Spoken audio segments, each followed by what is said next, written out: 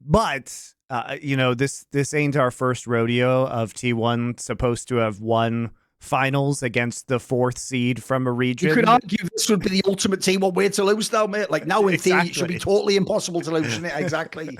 Just like last year, it was going to be totally impossible for them to lose to DRX, quick 3-0, boring ass finals. Instead, we get the best League of Legends world final of all time, at least most exciting. And it goes 3-2 over to DRX, the single most unlikely world's winner that we've ever had. It has been interesting. And also, by the way, even though no one else would have thought this, because the matches happened in the opposite direction, one of the first things I did think when JDG lost was, imagine being BLG now. Imagine being them now. Like, so if you just won that game 5, your chances in your mind just went up like it went from like, oh, I don't know if we're going to win this one to like, we actually had a chance for real and we blew it. Like they actually did. And by the way, same for Gen G. If you're Gen G and you watch that game, you just sat there like, what have we done? We've actually just blown the whole thing. This could have been Worlds itself. Yeah, people like to gloss over the fact that T1 did in fact beat Gen G at MSI, despite losing the spring finals to Gen G. But for the most part, you would say Gen G has had T1's number through most of the year. Gen G won the match versus T1 at the World Championship, right? That's what sent them into the 2-0 match and kind of a prolonged T1 stay within the Swiss stage. If I was BLG, maybe I wouldn't be too psyched about playing T1 considering the extreme stomp that they received towards the end of the Swiss. But I did think they bounced back nicely and would have put up a better fight. I mean, honestly, Thorin, here we are. Another week before the World Championship. And I will say, Thorin, this is very good for our content. I love, for the success of our own content here on Last Free Nation, that we have a week that people don't have anything to do and they don't have anything to watch besides our shit. That is objectively good for us. But it's not fun when we just have three best of 5s in the last 2 weeks of competition, guys. And I think most of us, after seeing a 5-gamer between BLG and Weibo, after seeing a very compelling and I think very good series between JDG and T1, even if it was not as close in terms of map score, I think we'd all like to see a little losers bracket now, at least for the top 4. Yeah, where the games today. Dude, I've had this same feeling ever since the playoffs began. This is where, by the way, that MSI format just shits on this one. Because, like you're saying, after you watch the quarters, you're like, right, oh shit, I gotta wait like a week for the semis. Then the semis come. Better wait a week for the final. Like, what's that? Like, I want to literally wake up the next day, just like I did on those match days, and watch the next match. Like, if this was the final today or a low bracket match that you're saying, who the fuck wouldn't be watching? It'd be insanely hype. Also, I don't think people get this. All the things I just said there, like the what ifs of like, oh, imagine being BLG though, or Gen G, they're probably thinking, think of the tournament developed, what we could have done. That feeling there would be the hype of watching them play in the next match now. Like if they'd have already played the first round already, but if it was now, like, oh, it's BLG versus like Gen G rematch, like, oh my God, well, I mean, it'd be the other side of the bracket, but you get the point of what I'm saying. Like, that'd be shit, yeah. I think it's so wild as well, dude, because like, if they don't get it now, what will ever make them get it? You know what I mean? Like if Riot doesn't agree now that it is like lacking something and it feels a bit empty, because I get the feeling actually this is why I think MSI did do work, by the way. Notice the fans actually do seem very open to the sentiment of like, why isn't it raw bracket? Like who doesn't want to watch matches now? Like, because waiting a week does feel like old League of Legends in a way. Yeah, I mean it does, but it doesn't actually heighten the experience in any real way, right? And I mean, the joke is, like you say, the irony is, I'd understand if they had loads of shoulder content. Like, if what they did is spend the next week doing amazing content about the Shies run in 2018, and maybe that would make it cool, but they don't even have that, actually. It's literally just wait for a week, twiddling your fingers. I guess maybe they'll do like an episode of Dive or whatever the fuck. You'll do that, like, but that's about it. It's like one thing to watch. Excuse me, Thorin. It's called the Dive-phoria state. See, they have combined the Dive, Euphoria, and the Pog state into a single podcast. Even though I've noticed that they don't always have hosts from all 3 of those podcasts, so I don't know why they call it that. If you don't have any hosts from the Pog state, it actually is not. You can't add the state onto the end of it because there's no connection to the Pog state podcast. But it's okay. Like I said, Thorin, this really does do amazing work for us. I'm sure our content's going to absolutely pop off this week. It's a great look. Riot once again unintentionally doing us favors. Giving us more ammunition.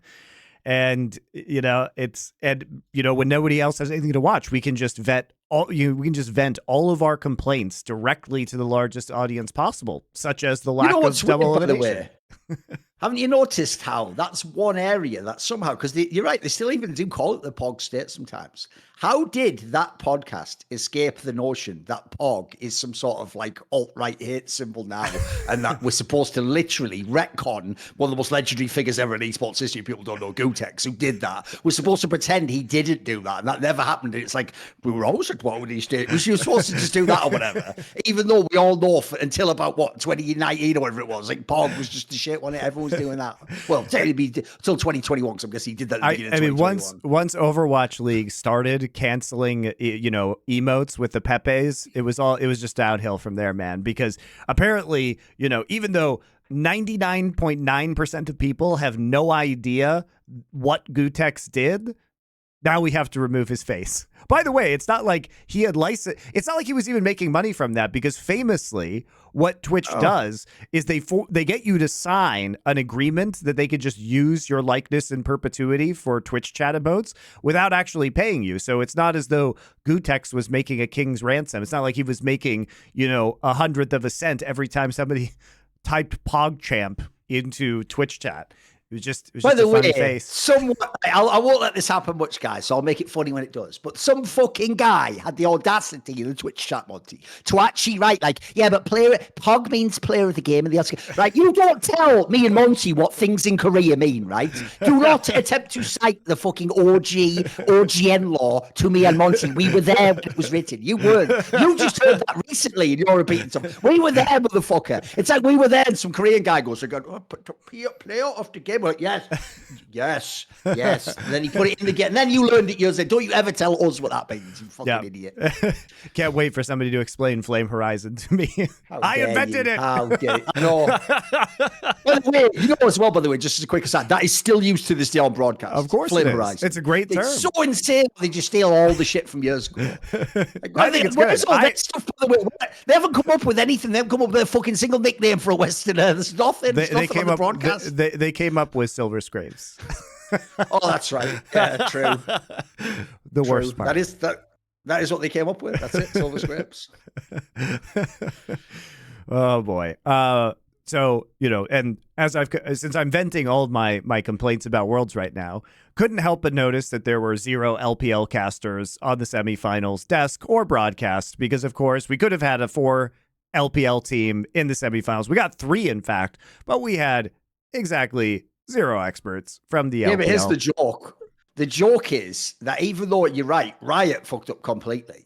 It's like that thing of like fucking, what's his name? Jeff Goldblum in Jurassic Park, like life finds a way, Monty. Because what happens is life just wormed its way around. It's like, right, if they can't, if the mountain will not come to Muhammad, then, it's like that shit. So instead what they did was they gave us Emily Rand, who already essentially watches everything. So she's like a fake crypto LPL. And then obviously Dagda used to work on the LPL. So it's like, we sort of got like 1.75 LPL casters. Because I will say, by the way, I actually do think those guys did a very good job on the desk. And I'll even give him credit. You know what? I normally back on him, but actually, Azael sort of kept it in his pants there. I thought he did a very good job. He didn't try to speak outside. He didn't go, talk out of school or say some nonsense. He just did a good job. But then I thought that desk was pretty good for that game, actually. Sure. I thought they did a good job.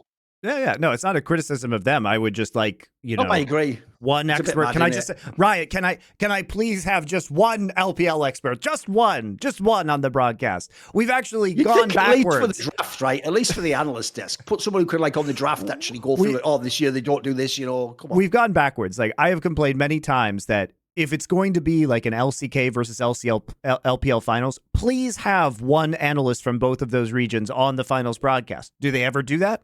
Of course not. Of course they don't do that. There has never been a World Finals where there wasn't at least one LCS or LEC caster on the finals.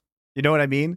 There have been plenty of them where there have been 0 LCK or LPL casters, even though those are the teams that win every fucking year. What if when it came to the game, though, and the draft screen came up, you just heard some music. It was like WWE. And it was like, Olivia Munn is not here for you to look easy to your eyes. Like, wait a minute, is that Frostgoran's music? And then she just comes out. That would be amazing. That would actually, no one's going to out Leona the LPL or whatever. That'd be fucking sick. That'd be the reference game on point there. There you Everyone go. knows the old school. You have By the way, the joke is, if we actually want to get into the games, let's just do the T1 one first. It's the more interesting one that we'll do with the Weibo one afterwards. Right? Here's the actual irony of all this, Monty. After all these last few years, where it has actually, I will say, been more about like how you play in the game, deciding it, etc.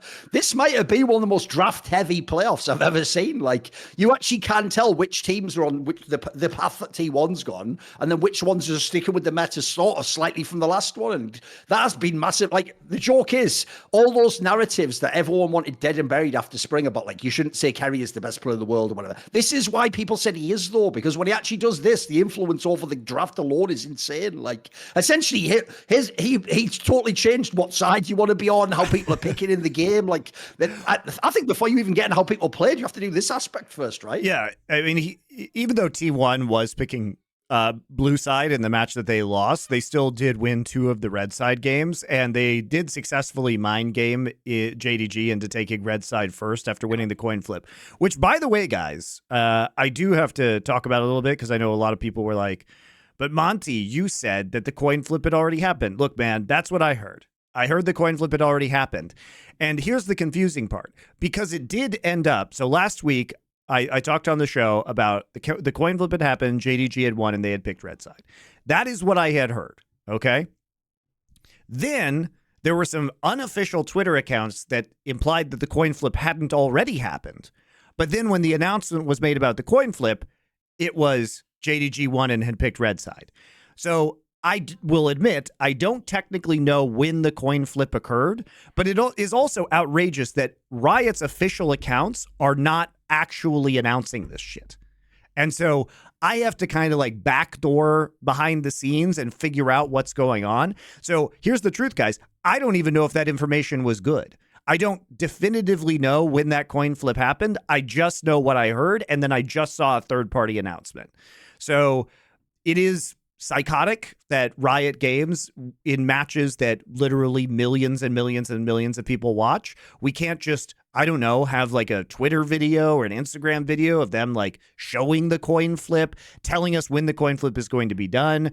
Also helpful for the teams to know because they actually have to prepare for which side, right? So it is confusing, but I will, on this show and on media in general, I will admit that after I heard the second wave of third-party information, I don't know when that actually occurred. But regardless, that is what happened, and they did, in fact, choose the red side for the coin flip, which resulted in, I'm looking at my phone for the draft, guys. That's why I'm looking down right now. Which did result in a situation where T1 got some, I would say, like, interesting advantages, most notably the Orianna first. Because we are still heading into a World Finals where Faker has played a grand total of 3 champions at Worlds, which I don't think has ever happened for any player heading into a World Finals before. And realistically, he's only kind of played 2 champions. He's only really played Orianna and Azir, because the Sylas games he played, one of them was that Cloud9 game where he had to do absolutely nothing on the champion because the rest of his team won the game for him. And the other Sylas game he played was not particularly impressive. They are banning Nico themselves, even on blue side, and that might have been a JDG specific target ban at night, considering how good he's been on the champion. But we are faced with the prospect here of T1 potentially being able to win the world championship with Faker like only playing Azir in the finals. I don't think you give him Ori anymore. And remember, people were even implying that, like, actually, for everyone else in the tournament, like Orianna Azir was like a good matchup. He's been picking into that, Monty. Like, twice he played Azir against Orianna. So it even implies to me he doesn't want to go away from those champions. Like, those are just the champions they've prepared and that they want to use no matter what. It's almost implied to me. Because think about it, there's a million angles he could have got into on those picks. Like, there's a lot of things you can play mid lane now. Yeah, and like at least he was playing the Nico well in the LCK playoffs, so I'm a bit surprised that all of the bans have come through. And he has been playing the Azir into Orianna. He lost 1 game on it, and won 1 game on it in the JDG series. He was playing the Hail of Blades rune on the Azir. I mean, he obviously had to play the series on it. It looked sick. Yes. Yeah, I mean, he did have the play of the series on it. The Hail of Blades, look, I don't think this is a good matchup for Azir in the current state of both of these champions. I think we've seen definitively now over the bracket stage that Azir just tends to lose this matchup, at least in the early game. And the Hail of Blades is a crutch for some of the early game performances, and Faker has switched to that in the last match. But it doesn't provide, obviously, the same late game power that like a Conqueror would have on the Azir. But in spite of all of that, Faker has shown that the playmaking abilities of this champion are still crazy in the mid and late game. And indeed, they, would not have probably won that game 3 without Faker having that enormous play onto Ruler in the back line, which, Faker had a very good semifinal last year. If you guys remember, his Rise play was super good. And then he didn't show up in the final. He was really not great in that final match versus DRX. So I am a little hesitant about him now because he did look similarly good.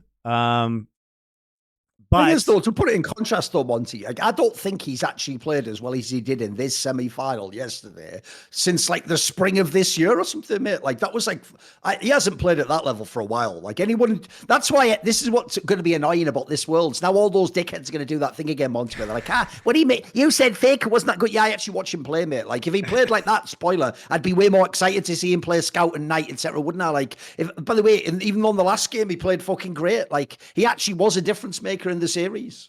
Just he doesn't do that for the rest of the year, He did in the spring. And that's why we kept talking about how good he was going into MSI and into the spring playoffs.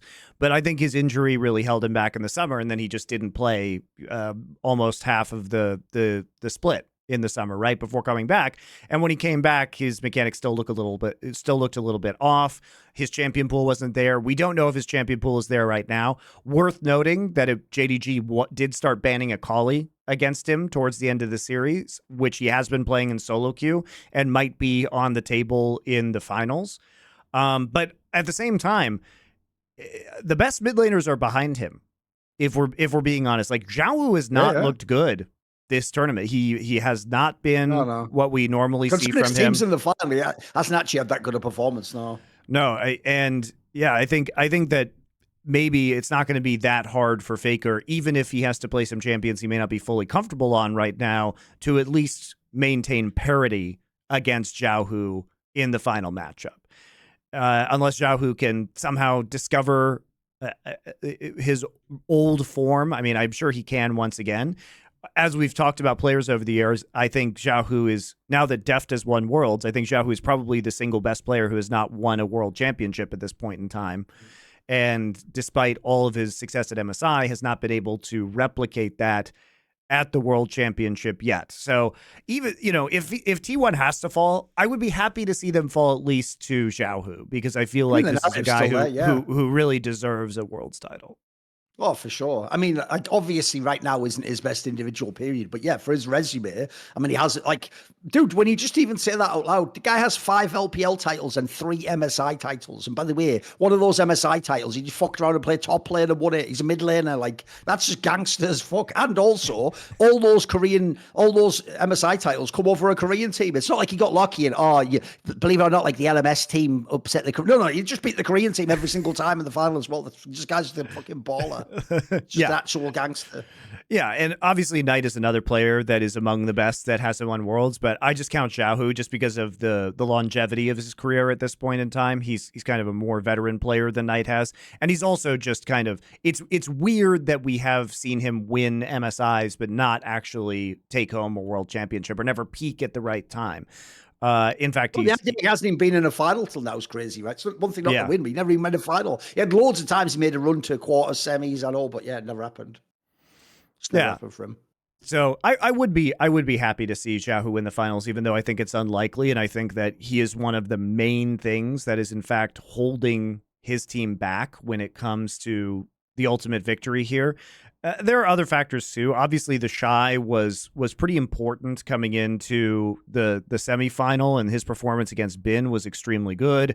We also that was like a heavyweight boxer match, mate. They went game for game. Like each took a game, they were just carrying it sick. Yeah, and the Shy pulled out the Graves, which is, again, something we've seen from Zeus in solo queue as well, even though Zeus preferred the Yone into the Aatrox matchup in the semifinals. So it's a bit of a different flair. And the Shy did pull out the Quinn, and the Quinn didn't work, and the Quinn was played into Bin's Jax. Again, people keep on trying to find counters to Bin's Jax. It has been rough. You know, we've seen people pull out, like Zeus pull out the Gragas into Bin's Jax and really struggle in the laning phase. Now, T1 was able to maintain their win condition and just use the Gragas to, you know, they were winning the rest of the map, and they were able to use the Gragas just to kind of hold Bin in the split push late. The Quinn didn't work. I had been advocating the Quinn versus Renekton, which is a counter pick that we've seen from Keen this year, but you really do have to play around the Quinn, get a very significant advantage, and then use her mobility to just never fight a 5v5 or break a team fight apart where Quinn can get an isolated target. KT was very good at doing this in the summer split. We just didn't see that same level of performance on the Quinn, you know, from Weibo, but they have been willing to do a lot. Now, part of that game was also Crisp had just an abysmal performance on Heimerdinger.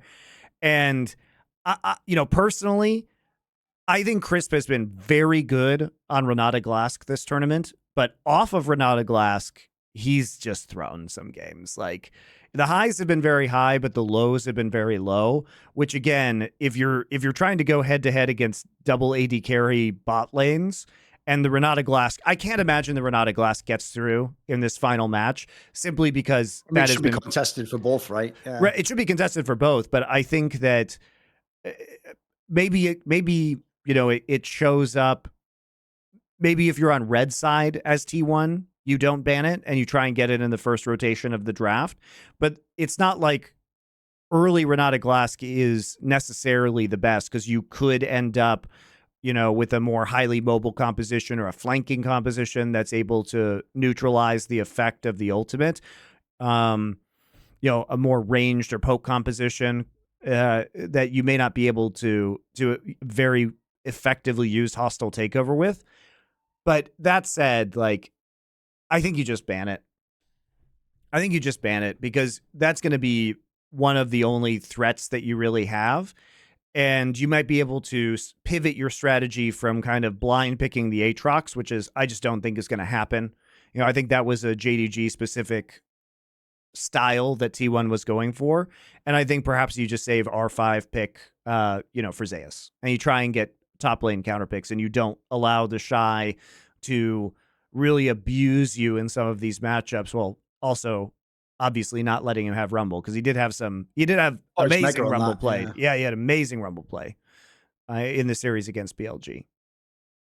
That's also why it's interesting, though, because obviously, yeah, no one right now can match the Keria fucking counter pick. I mean, Missing actually did pretty well in that series. We'll go to more specific on that series, but just showed that, like, no one's on that level right now. But at the same time, the Shy is someone who definitely has weird picks in top lane that he'll pull out, like a counter that he might think works that someone else doesn't. So I'm interested to see, because to me, even though the joke is before this is where Dom's going to be so triggered either way, because now every dickhead fan that only watches Worlds is going to think the Shy was mega the whole year and never inted at all in the LPL, and like, oh, it's great. See, I told you he's awesome. But like, I get it, because if you're Dom, this is like, the Shy's glow up at Worlds is even more extreme than Faker's. Like, this guy was actually a liability in the LPL. Like, he'd have, like, for every game he did carry, he would actually throw two. It was actually criminal sometimes. And not only that, as Dom showed on his stream, sometimes, we're not even talking just throwing, like, he would even make mechanical misplays and do really stupid shit in the game that looked like he didn't care. But at Worlds, he's just been awesome almost the whole time. Like, he maybe had one dodgy game early, and then as the Swiss went on, he got stronger and stronger and stronger. And then in the playoffs, he's been smurfed on people. Like, as we just said, he just went against Bin, what for everyone was the hands down best, like, arguably best player in the tournament at that time. Maybe not even just top player, like, just best player at Worlds. And like I said, it was like a proper heavyweight boxer match.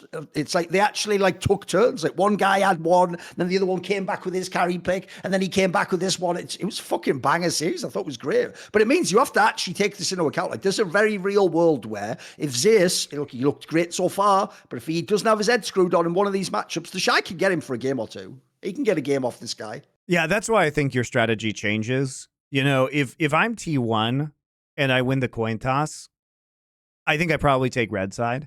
And then what I do is I ban Renata Glask and I ban Rumble.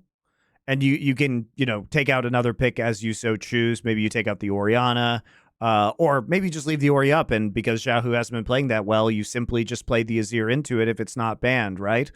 There are options here for them, but I would just leave that R5 counter pick for Zeus, because I don't think there's a lot of threat to giving the bot lane. I think you can very effectively pilot your bot lane with the diversity of the champion pool that we've seen from Gumayusi and Keria. And we did see some early red side bot lane picks when T1 was on that side in this series. One of them worked in game 4 when they got the Varus Ashe early and prioritized it. The other one where they picked the Caitlyn Ashe was less effective, right? Less effective.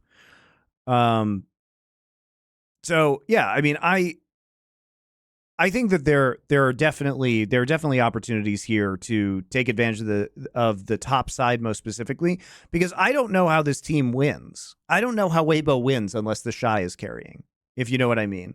And I also think that there were really uncharacteristic mistakes made by Ben in this series, which we didn't see in the previous phases of the tournament. So for example, in game number 1 of this series, there was a really bizarre series of events where Bin actually, because of the level 1 that occurred, the Shy was like really far behind, and Bin was just kind of slow pushing the wave instead of slamming it into the turret, like the third wave into the turret at 2.5 minutes into the game.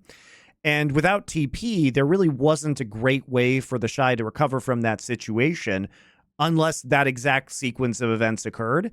And it felt like the Bin was like, didn't turn on his brain, wasn't actually proactively pushing the lead that was gleaned from the level 1 in that matchup. And Bin is normally amazing in lane, like amazing, especially in terms of minion wave manipulation. So that was a really bizarre incident. And that ultimately led to Weibo winning game 1 of that series, when they could have just shut the Shy out of that entire game, and his Rumble would have been behind until the end of time. So I don't think it was the best performance from Bin overall.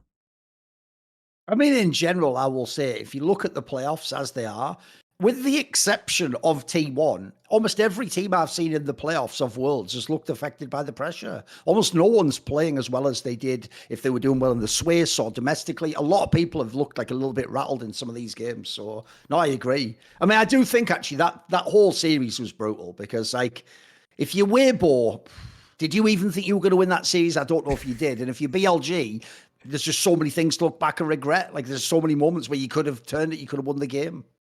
Yeah, I think it was a very compelling series. I think it was a little bit it was a little bit sloppy from both sides. It was sloppier than I would have imagined.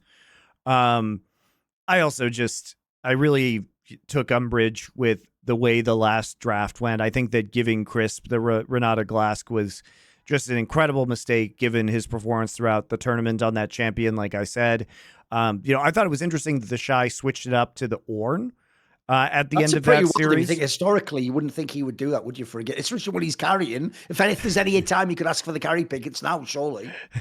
Right, especially because on the Graves game, he was an immense carry. Maybe he was just feeling a little sheepish after the Quinn game that he played immediately earlier. But again, a lot of that game was just on Crisp. I mean, Crisp's Heimerdinger performance was just fucking terrible. I mean, this guy was like level 5 still at 14 or 15 minutes into the game. He was level 4 at 12 minutes. There's no way you can actually contest first Herald, even second Herald under those conditions, or contest objectives. He was just running it down. I mean, he was really awful in that game. And the fact that they couldn't get the Quinn online was certainly not helping either. But that said, we did get the big bounce back from Weibo in that final game. Xiaohu will probably contest the Azir pick, I think, a little bit more than we saw from Knight in the previous series. If that Orianna is banned, it has been a comfort pick for him. We saw him on the Syndra as well over the course of the series. We saw him on the Nico. So he and Faker might have some champion pool overlap. And I do think that they will contest Faker's champion pool at some point during the series. I think you at least have to try, because if you get dumpstered in game number 1, you need to just see, okay, we are going to take blue side. We're going to ban Azir. We're going to ban Nico if necessary. They're going to ban Orianna or let us first pick it. And then let's see what happens. Like, if we are not picking Maokai, are they going to pick Sylas? Like, are they going to pick Sylas into Azir? Obviously, Azir ult is good on Sylas, but it is kind of a little bit of a tougher matchup in the early game, and it doesn't have the same value as, like, say, a Sylas with a Rakan ult, or a Sylas with a Maokai ult, or a Sylas with an Alistar ult, for example. I mean, I've looked at Faker who's pivot played to? 8 champions this tournament, so he definitely can go. Like, obviously, he has all the LPL ones, Jace, fucking Ari, even like the Talia. There's options. There's other ways you can go mid lane for sure.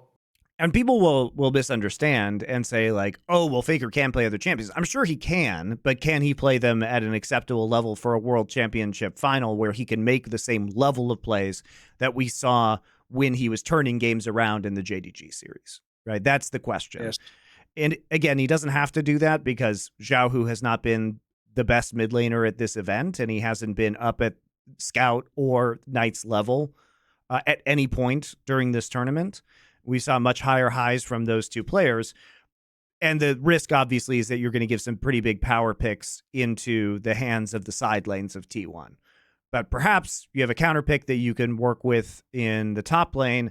And maybe we did see some pretty good flexibility out of Light and Crisp in some of these games. They at least play what have become the new bot lane kind of meta champions at this point in time. Oh, Myth, it's like what I said before. This is the part that people didn't seem to notice. Everyone knows that Kerry did all this shenanigans, but this also is just the meta of bot lanes that Chris plays, mate. Like, his champions, he's played 5 games of Renata, but he's played 3 games of Milio, 3 games of Leona, 2 Heimerdinger games, 2 Orcs games, and 1 Ashe game. Like, he was never playing the normal meta anyway, mate. So, obviously, I don't think he is as good as Carrier, but at least he has options. Like, it's not like you see a million Milio fucking lanes nowadays, mate. Like, it's actually kind of a bit of an up and down champion. So, I'm just interested to see how it'll develop. Let's talk more about the actual JDG series, though, mate. Because here's the thing. This series, I actually didn't have any panic stations until the end of game 3, mate. Because if you think about how it went, right, game 1, like you say, like T1 just did a great job in the draft. They actually played comprehensively better in that one. They win the first game. That's all good. Game 2, JDG comes back, looks pretty good, actually. Wins the game themselves comprehensively. We've got a 1-1.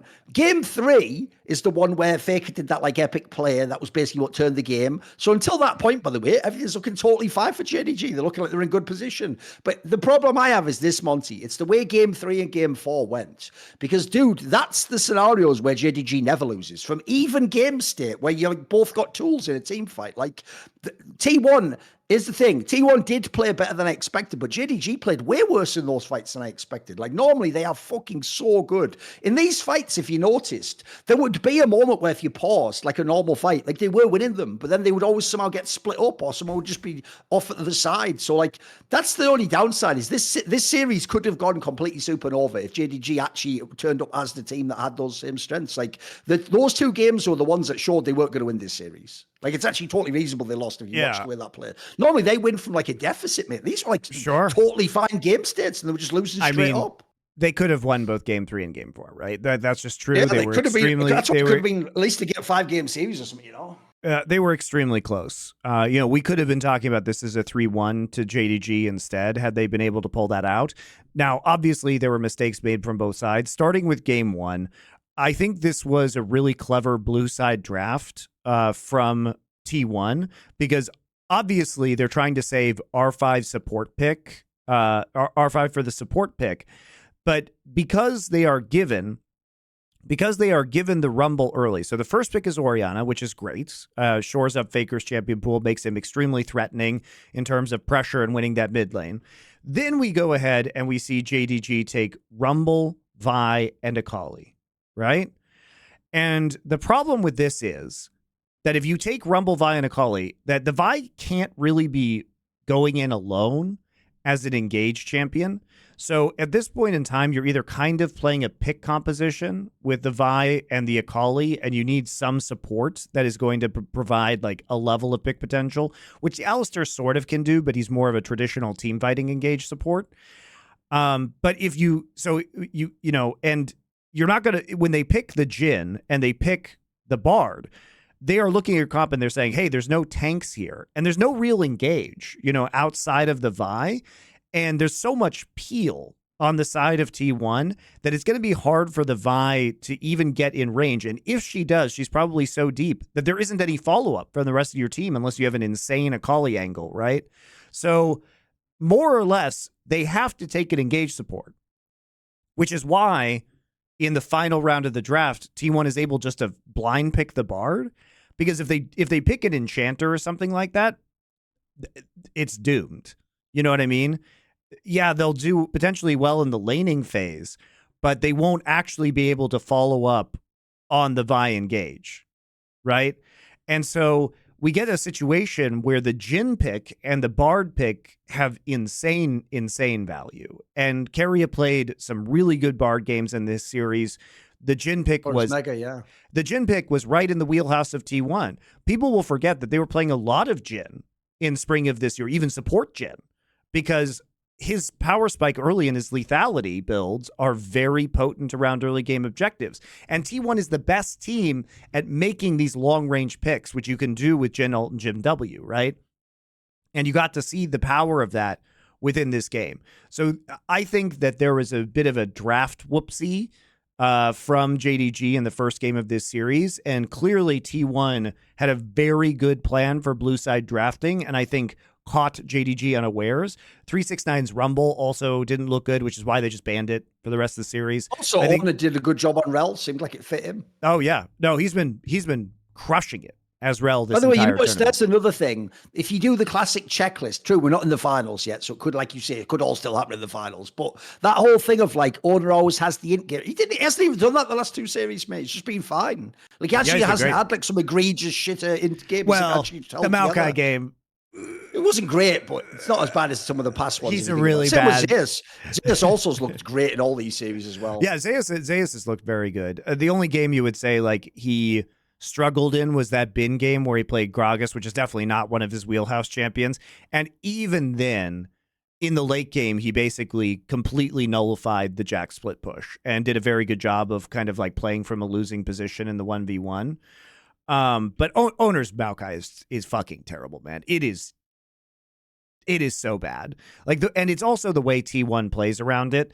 There were opportunities, I think, in the second game for T1 to really run away with the lead in the bot side of the map. They had a very, very strong position from level 1. And, they were lucky because Knight had to play back, which meant that Ori couldn't dominate the Azir because he didn't have flash as a result of the level 1. And the bot side was reeling. There was a pretty sizable range advantage from Caitlyn Ashe, and they were really punishing the Kalista Senna lane early, and they could have just pressed that advantage. But no, they decide to dive, right? They decide to go into the spot lane tower dive. They end up in a situation where Kanavi, who was put very far behind in the jungle because of another disastrous level 1. We saw a lot of kind of disastrous level 1s in these semifinals. He gets involved. He actually ends up picking up 2 kills from this scenario, and it could have just been a smooth snowball of a Caitlyn lane as you push down plates, as you push down turrets. And then also the fight that they had around the third Drake. There's just really no reason to walk into that situation with a Maokai. Even if you're trying to catch somebody out with an Ashe arrow, you should let them engage into you. It just feels like it's not T1 style. Like Maokai is a come to me champion, and you have to play it that way to be most effective. It's like you get on the objective first. This composition, think about what it does. Maokai saplings, Maokai ultimate, Azir sand soldiers, Caitlyn traps, Ashe arrows. This is designed to control choke points, which means if you get on the objective and you have total vision, which they did for the third Drake of this series, you don't engage on them. You simply do the objective. And if they come, you throw Maokai ult at them, finish the objective, and walk the fuck away with Ashe Volley, right? You clog up all the choke points with Sand Soldiers and Caitlyn traps. Instead, it's not in them. Like, think about the first game of the series. Think about the first game with the fucking, like, Rel Bard. The long-range Bard ult sets up Rel engaging with a huge Magnet Storm, and then, or a Jhin W, and everybody's on top of them. Like, T1 likes to hit the go button and engage fights and catch people out of position. And that's what we've been doing all year. And even last year, they pivoted into playing long-range pick compositions. Remember the AP mid Kai'Sa, right? This is their wheelhouse. So I just didn't like... I don't think the comp suited their style, and they played it badly. That said, when JDG got the lead, they really snowballed it very well. But I think the lead was generated by T1's mistakes. So it was a throw that JDG caught, but JDG was just running with it at that point in time. And even though this was a longer game, after 15 minutes into this game, 20 minutes into this game, it didn't look like T1 had a shadow of a chance to win it. It was very dominant from JDG. And the other two games, like you said, Thorin, one of them, we saw a near throw again from T1 because owner makes a miraculous engage that I just don't think JDG were expecting, where he flashes the Ash arrow to engage his Rel, and Faker and Keria are immediately there with Azir and Renata Glassgolds to follow. It was a beautiful team fight at the Drake. Yep. But they get the Baron, and then instead of just holding the W, they decide to fight. Almost everybody dies. They have a 500 gold Baron power play. Seems like it's going to be a disaster. They end up getting caught out. They give up a Baron, but they trade it for Soul, and then Faker has to make the fucking miracle play on Ruler. Which was epic. It was epic. It was Look, it was sick, that whole sequence was so beautiful. Faker comes in, Zayas is off on the side, kind of zoning Knights Talia off. Even the micro instances, I was reviewing this VOD on my stream today, and, people pointed out, which I thought was very cool, that Gumayushi, on the Callista has bailout on him, and you see Kanavi go into stasis so that it looks like Gumayushi's going to die before he can kill Kanavi and get the bailout. He goes into stasis with a stopwatch, and that allows them to kill Kanavi while he's still in stasis to trigger the bailout to keep Gumayushi alive. And they end up, going 5-for-0 in the mid lane. I mean, it was a gorgeous play. Really nice. Amazing. And as was pointed out, obviously it's just ridiculous that it historically parallels the ruler catch onto fucking Faker when he won the world. Well, that's just like a freebie that the universe is just giving you there, guys. A little bit of synchronicity there. Because that is two on the nose, isn't it? That's cool, yes. Man. Really. But also, if we're honest, again, if T1 hadn't over pursued off of that Baron, that play never actually has to happen. And it was amazing, but it was a near throw from T1, to be fair. But also, it was a series of very compelling miracle plays, starting with the Rel ult that I think was much more consequential because it allowed them to kind of move into that first Baron and get it. But then there were a bunch of, obviously, mistakes that were made after that allowed JDG to get back in the game. Still a near win. And then game 4 of this series was the Bel'Veth game. And the Bel'Veth game is going extremely well for JDG. Early on, it was looking like it was working, yeah. It looked like a ruler classic, man. We've seen a ton of JDG games. He was set up. Literally, this just looked, Monty, like he was set up to do that shit where he just moonwalks backwards out of every fight as the ultimate and then goes in and gets the penta at the last second. You know what I mean? Like, you can wait for that to happen about 4 times, yeah. Now, they've changed Zeri a lot since some of the ruler highlights earlier this year, but we have seen a lot of JDG games that start like this. They start the script goes like this. Nobody else is playing Zeri. Ruler picks Zeri because Ruler's very confident. He doesn't give a shit that Zeri's lading phase has been nerfed into the ground. Then all of a sudden, there's a 3-versus-3 skirmish on the bot side of the map. Ruler picks up 2 or 3 kills. Now he's an accelerated Zeri. He flips out. Game ends at 26 minutes. He has a pentakill. Like, I've seen this game. You know what I mean? When I was watching this, I was like, oh God, I know how this script ends. I've seen this a lot this year. From JDG. And, it went even further, Thorin, because they started to really use that lead to aggressively funnel even more gold into Ruler. It was like Ruler flips into the top side lane at 8.5 minutes, right as Herald spawns. Then he pushes the lane up, helps them get Herald. Then Herald is dropped into that lane, into top lane, and he gets more plates while they're kind of sacrificing 369's Aatrox to just continue to push this advantage more and more and more ahead, right? And it starts looking kind of dire before T1 is able to really turn this match around.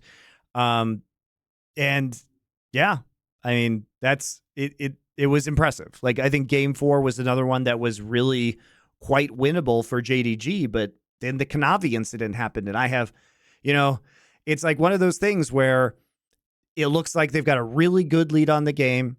They're about to, they just took Herald. They dropped it top. They're about to set up for this Drake and slow the Drake stacking down from T1. And then what happens? Kanavi takes a magical journey into the mid lane. I mean, this sequence was just so fucking bad. So stupid. From Kanavi. So first off, if you come over that wall, you got to know that there's a possibility the Bard will portal, because that's what a Bard's going to do, is portal back to his turret. Accidentally clicked on it, even though you know it should be happening. Get chunked out. Okay, well, you can't take the Drake anymore. That sucks. Then he decides to drop Herald into mid lane.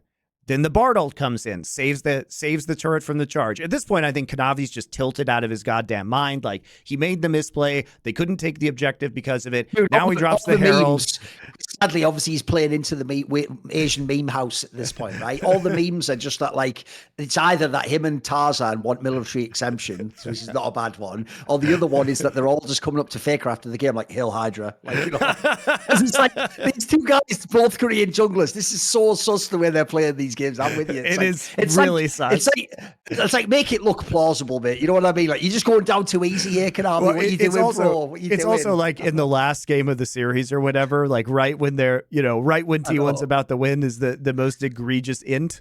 But this is so funny. So then he throws the Herald down, just rams itself into the turret, immune because of Bard stasis.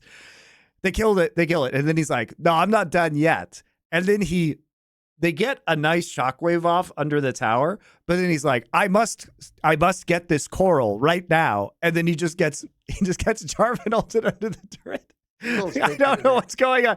Then he dies. Like, it's so sad. It was so sad. And then that leads to a Baron, right? And it was such a mind-bogglingly bad 3 minutes of play. The other one that was really terrible was when they were fighting at Drake again, and he just walks into a bunch of sand soldiers and just takes a million free auto attacks for no reason. He literally could just walk left off the screen and he doesn't die at all. He just goes over 3 of them, like you're saying, as though, by the way, he's never played against the champion Azir. This guy plays in the LPL for years. It's actually one of the most inexplicable, like, I don't even know if he dies immediately off it, but his health goes almost to nothing. Like, it was insane, wasn't it? That was actually insane, that one, Monty. I agree. Then when he walked across them, but so fucking bonkers. He walks across them. Like, here's the thing. The dragon had 7,000 HP. Yeah, the dragon has 7,000 HP on it. Okay, and he knows it. He can see it, and he's like, "Yes, now is the time. I must walk into pit alone." So he walks, and then Faker just repositions the 3 sand soldiers on top of him, and they just stab him to death, and then that's it. That's the end.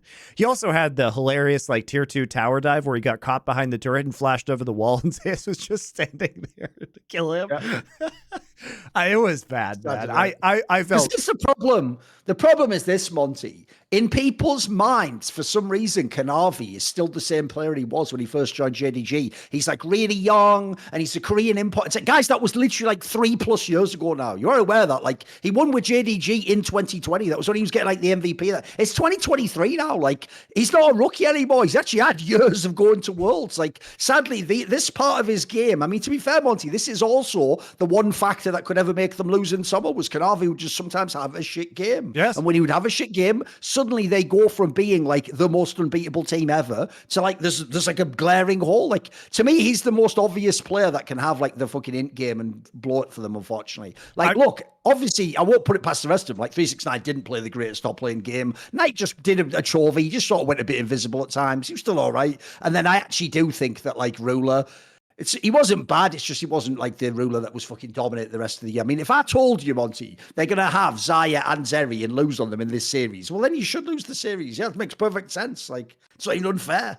The crazy thing is, though, this is how history works, and it's such a mindfuck, Monty. Bear in mind, like you say, I agree, there is a world where JDG just won this series. And if they won this world, here's what's hilarious. The convo would then be, after they broke the team up, they were unbeatable. No one could ever have beaten them. And the whole time, no one would ever have known, actually, this T1 team could have beaten them. And they did, in this reality. Of all the teams as well, I would never pick this one. Come on, man. I have to say, I am really enjoying the T1 versus all of the LPL narrative that's been set up for us, because they had to beat BLG in the last part of Swiss. In the Swiss game, then they beat LNG. So they beat BLG very cleanly in that best of 3. Then they 3-0 LNG.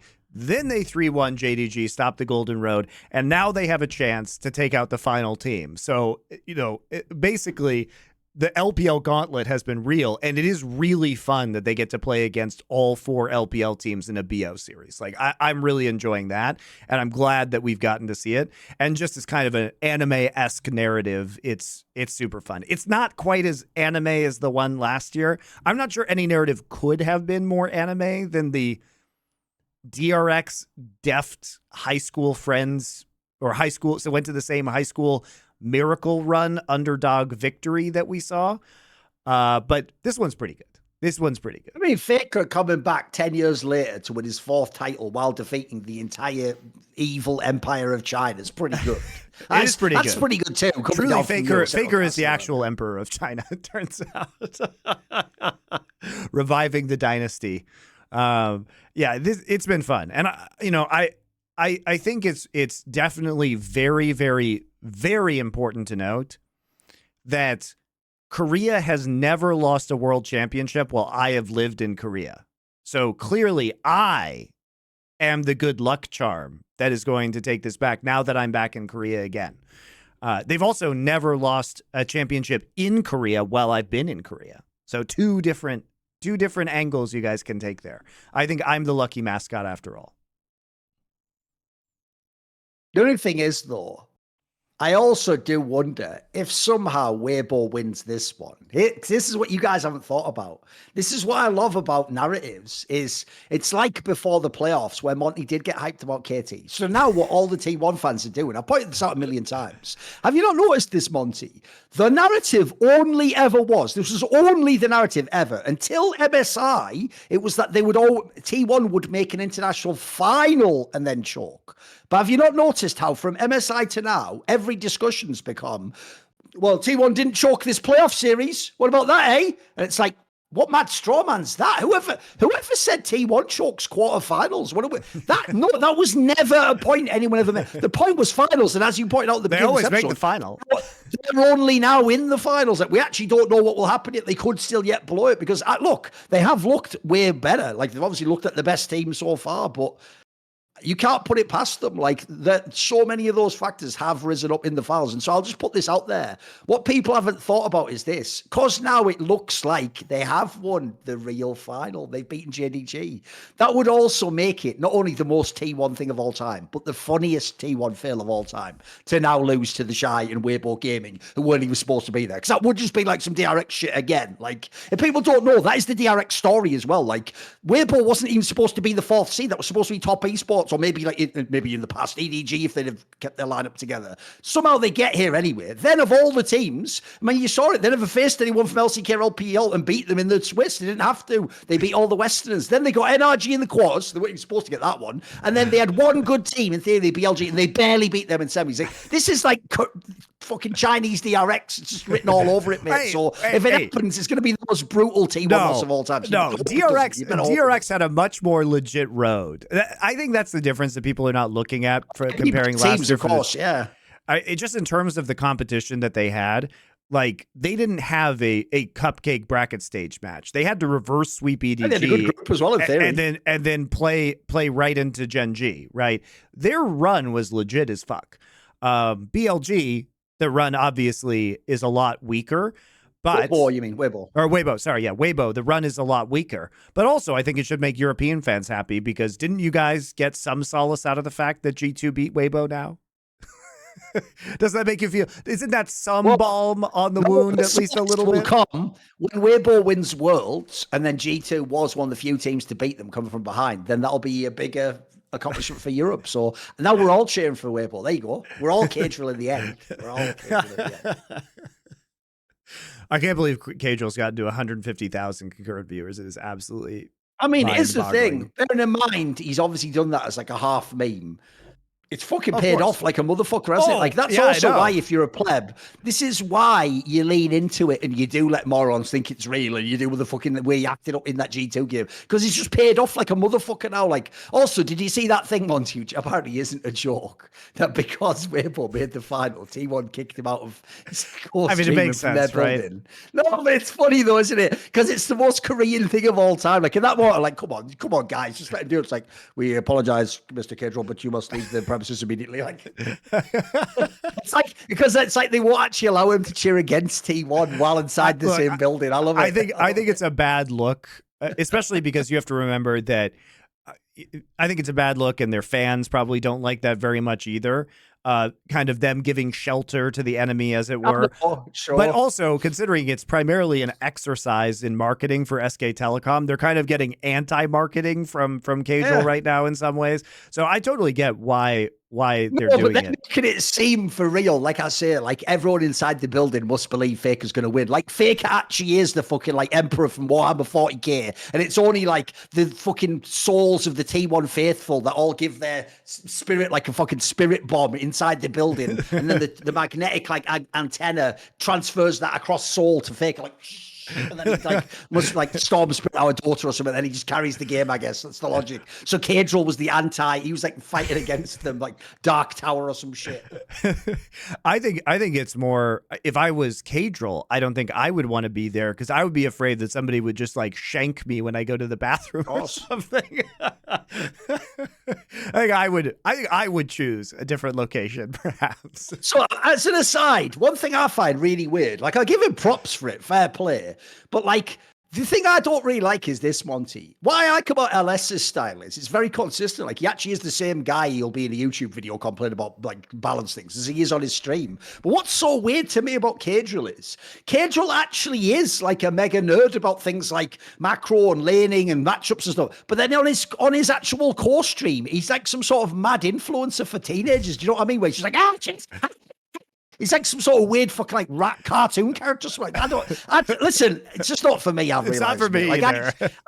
I just don't get it. Like I don't know what he's doing. I don't know what it is. Like some kids' TV show or something. The fuck? What is this? I think it is. I think it is funny because to your point about LS was always the same on the LCK casts as he was on his stream. Yeah, exactly. It was, if anything, guys, I didn't like that about LS's casting, that he didn't differentiate between his stream and the official broadcast enough.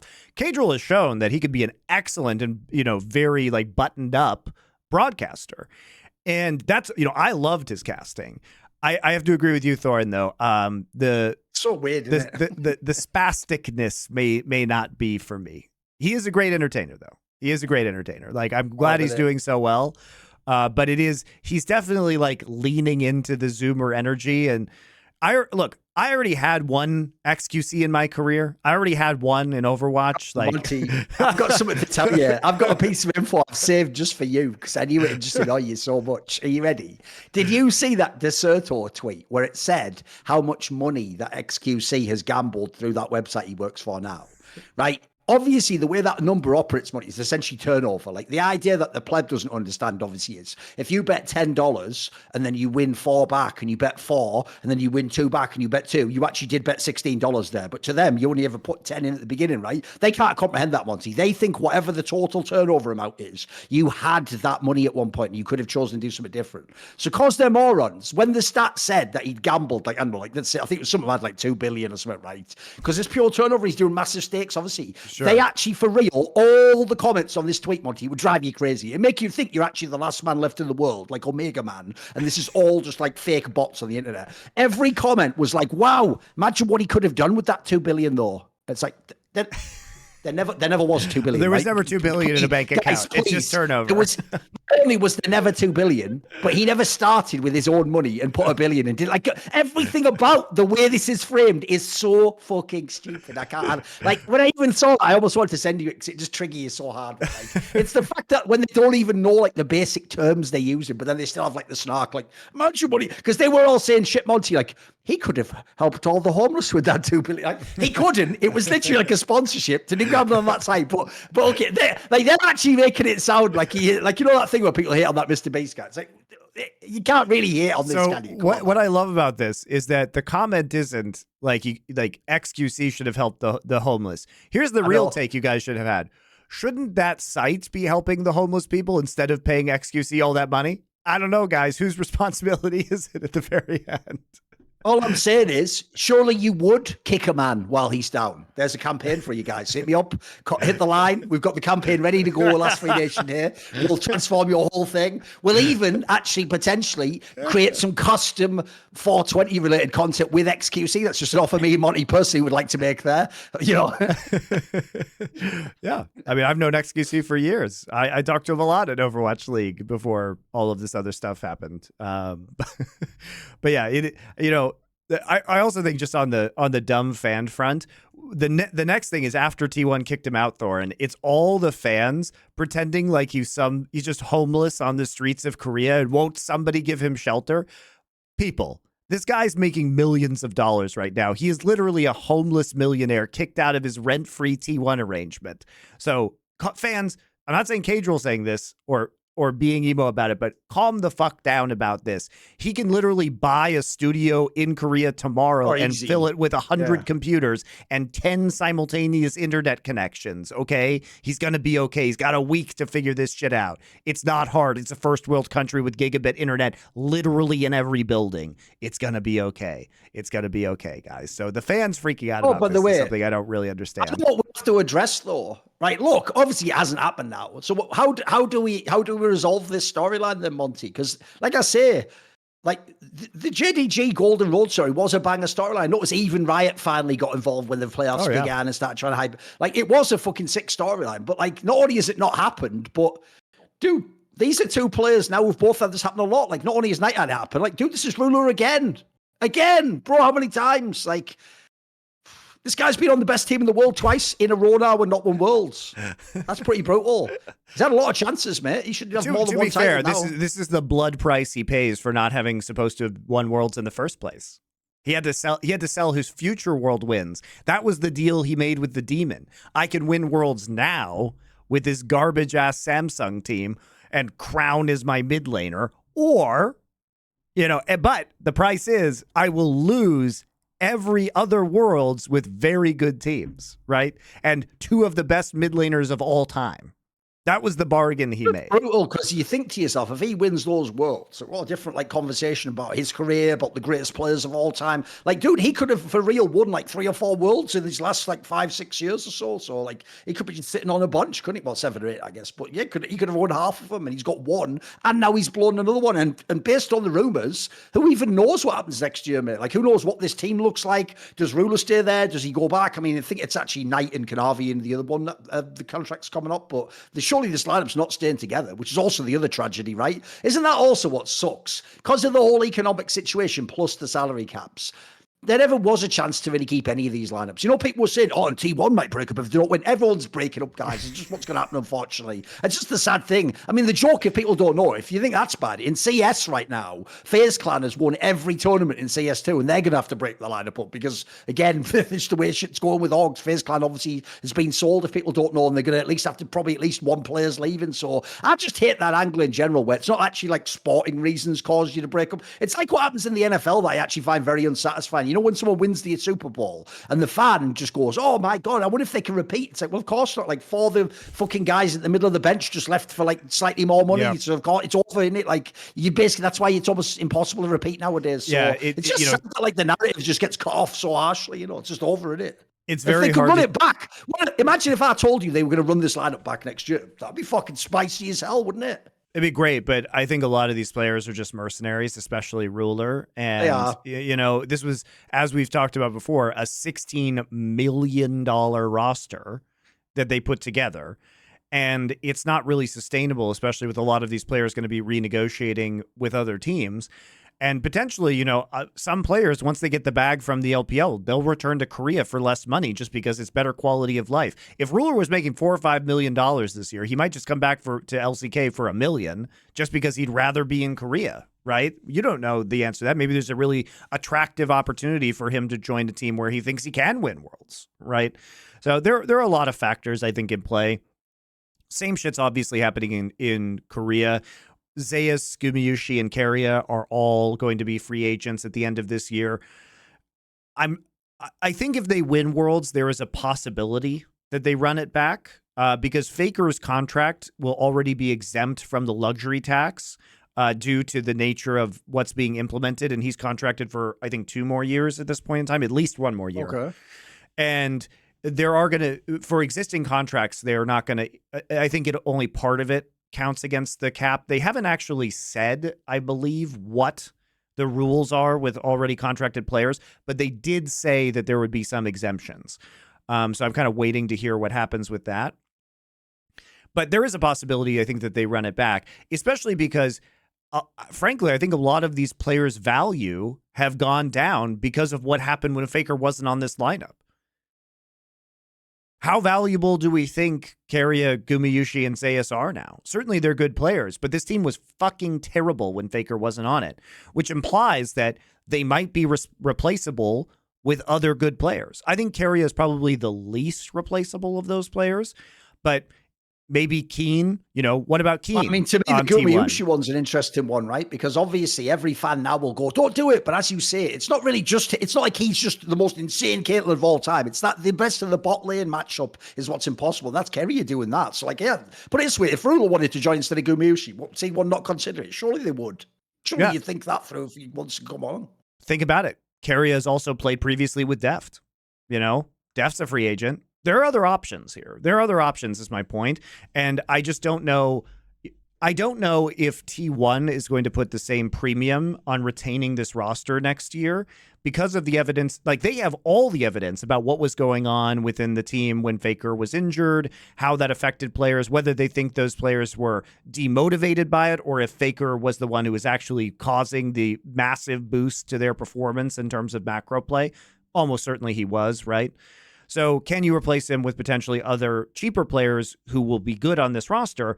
And if they win Worlds, obviously the Worlds premium is going to go crazy for these guys. Yes. I mean, look at what happened with fucking Zeka and Kingen, and Pioshik, who we knew were not that good when they won the world title last year. We knew these guys were patch zerging super hard.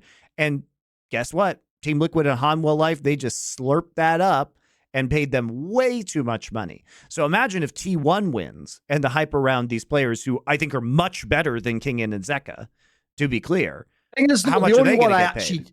Even though he also didn't play that great when fucking Taker went out, the only one I think is just bona fides. I do think this playoff run, barring something nightmarish in the final, has cemented that Zeus is as good as we always said he was, like outside of playoff settings. Like, this guy just is really good, mate. Like, he's looked awesome 2 series in a row now. Like, he's a baller, yeah. Yeah, he's been great, but it's been in the finals that he's pulled his Invisible Man act, right? Talked about it a million times. He let Kingen be World's MVP last year. You cannot do that if you are Zeus. And I was willing to give him a pass because he's a very young player, but he's now been in, this is his 3rd international final. This is his 3rd international final. And he has way, why is he rocking that like 90s haircut as well, Monty? You know, the one where he's got that like giant middle parting. It's very popular in Korea 90s. Right now. It's coming back. Oh, is that like the throwback? And they do it like, because it reminds me of like the early K-pop bands, like that early 2000s shit that everyone memes on. That's like fashionable again. Fucking hell. The Zoomers are bringing back the 90s, like, loose acid wash jeans as well. It's all coming. The 90s is coming back, man. It's all coming back. But yeah, it has been, it has been popular. It has been popular in Korea. Oh, you're right. He's only 18 now, guys. Holy shit. He's not 20 until January. Fucking hell. This guy, it's actually, we do forget how young this guy is. That's crazy, mate. Yeah, I told you. He's only played a bunch of Worlds. Yeah. But this is his 3rd international finals, right? MSI last year, Worlds last year, World Finals last year, World Finals this year. Didn't make it to the MSI finals this summer.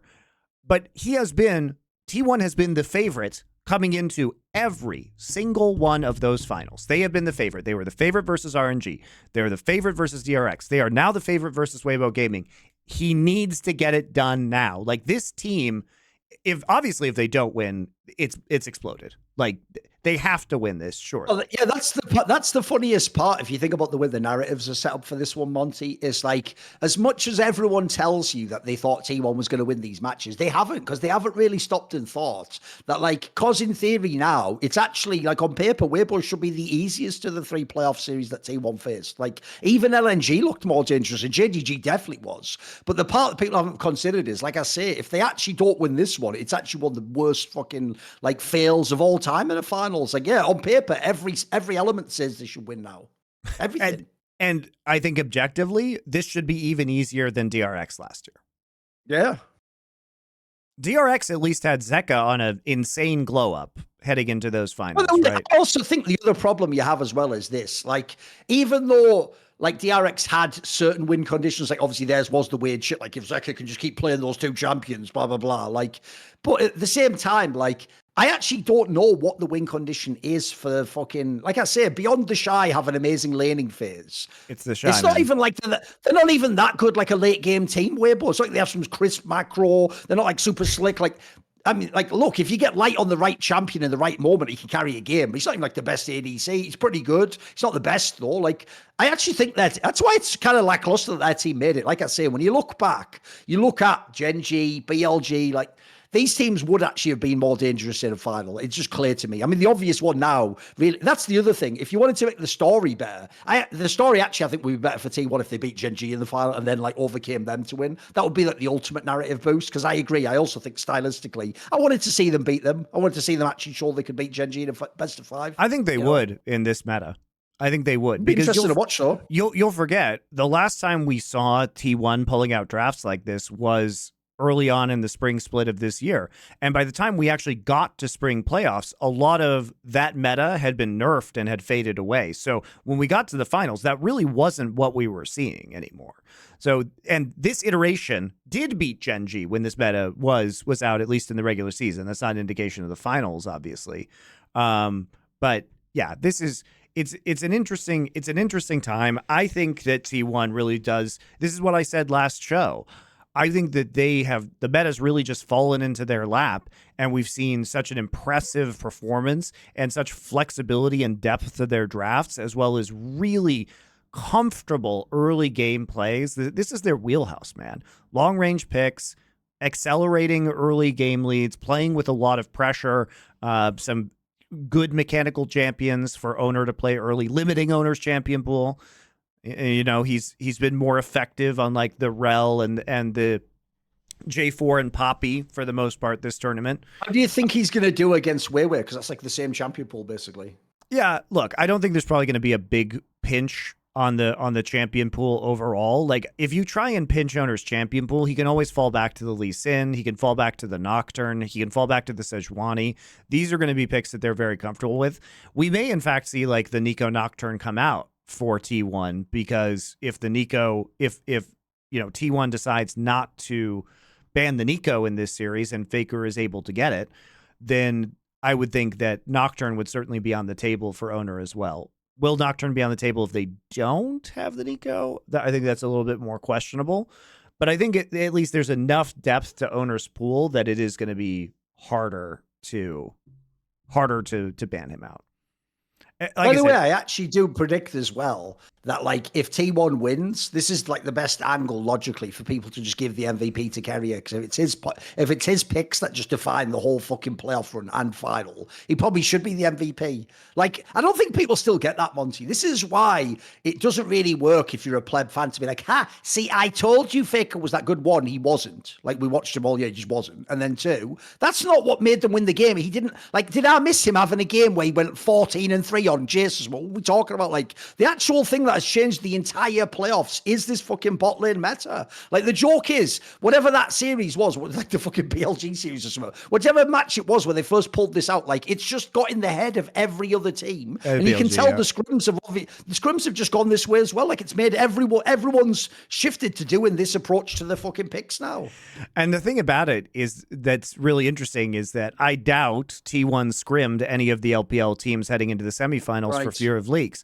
But because they were scrimming this way and playing this way in the Swiss stage at the end versus BLG and then in the quarterfinals, what happens is that once a team gets their cheeks clapped by certain compositions, they then will then start playing those compositions. And then it just kind of trickles out because that team will then scrim a different team and that team will clap the other team with that composition. And then the team that got clapped will switch and then they'll scrim. So by the time we reach the semifinals, it doesn't really matter that T1 wasn't scrimming them because they showed the picks early enough and they certainly showed them early enough in scrims that it is now has, it's spread across the remaining teams within the tournament and people are aware of what T1 has been doing and are trying to copy it.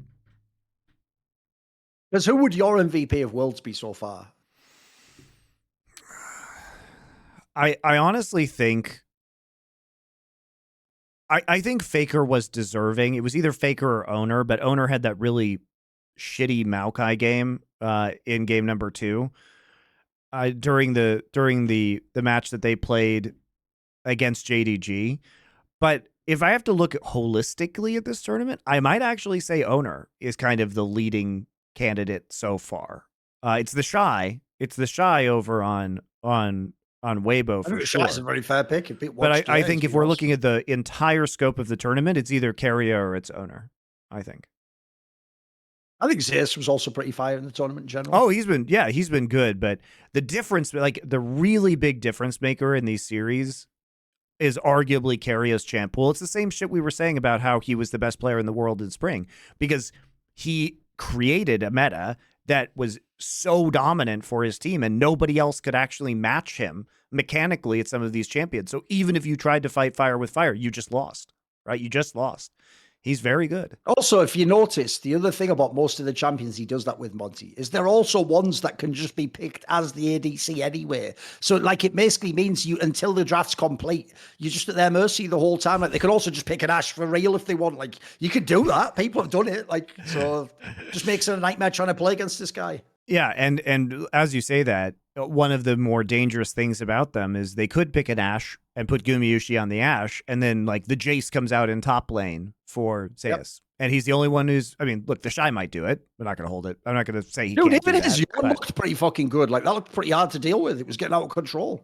Yeah. Again, there were pretty big caveats to that because the entire game plan got fucked by the Owner's Poppy killing Tarzan Sejuani in the jungle early on, which meant that the Jace was just unchecked for the entire game. And then on top of that, if you don't stop the Jace early, LNG really had no way to even get into the back line. So it was just, that's like a complete fucking total disaster in that game.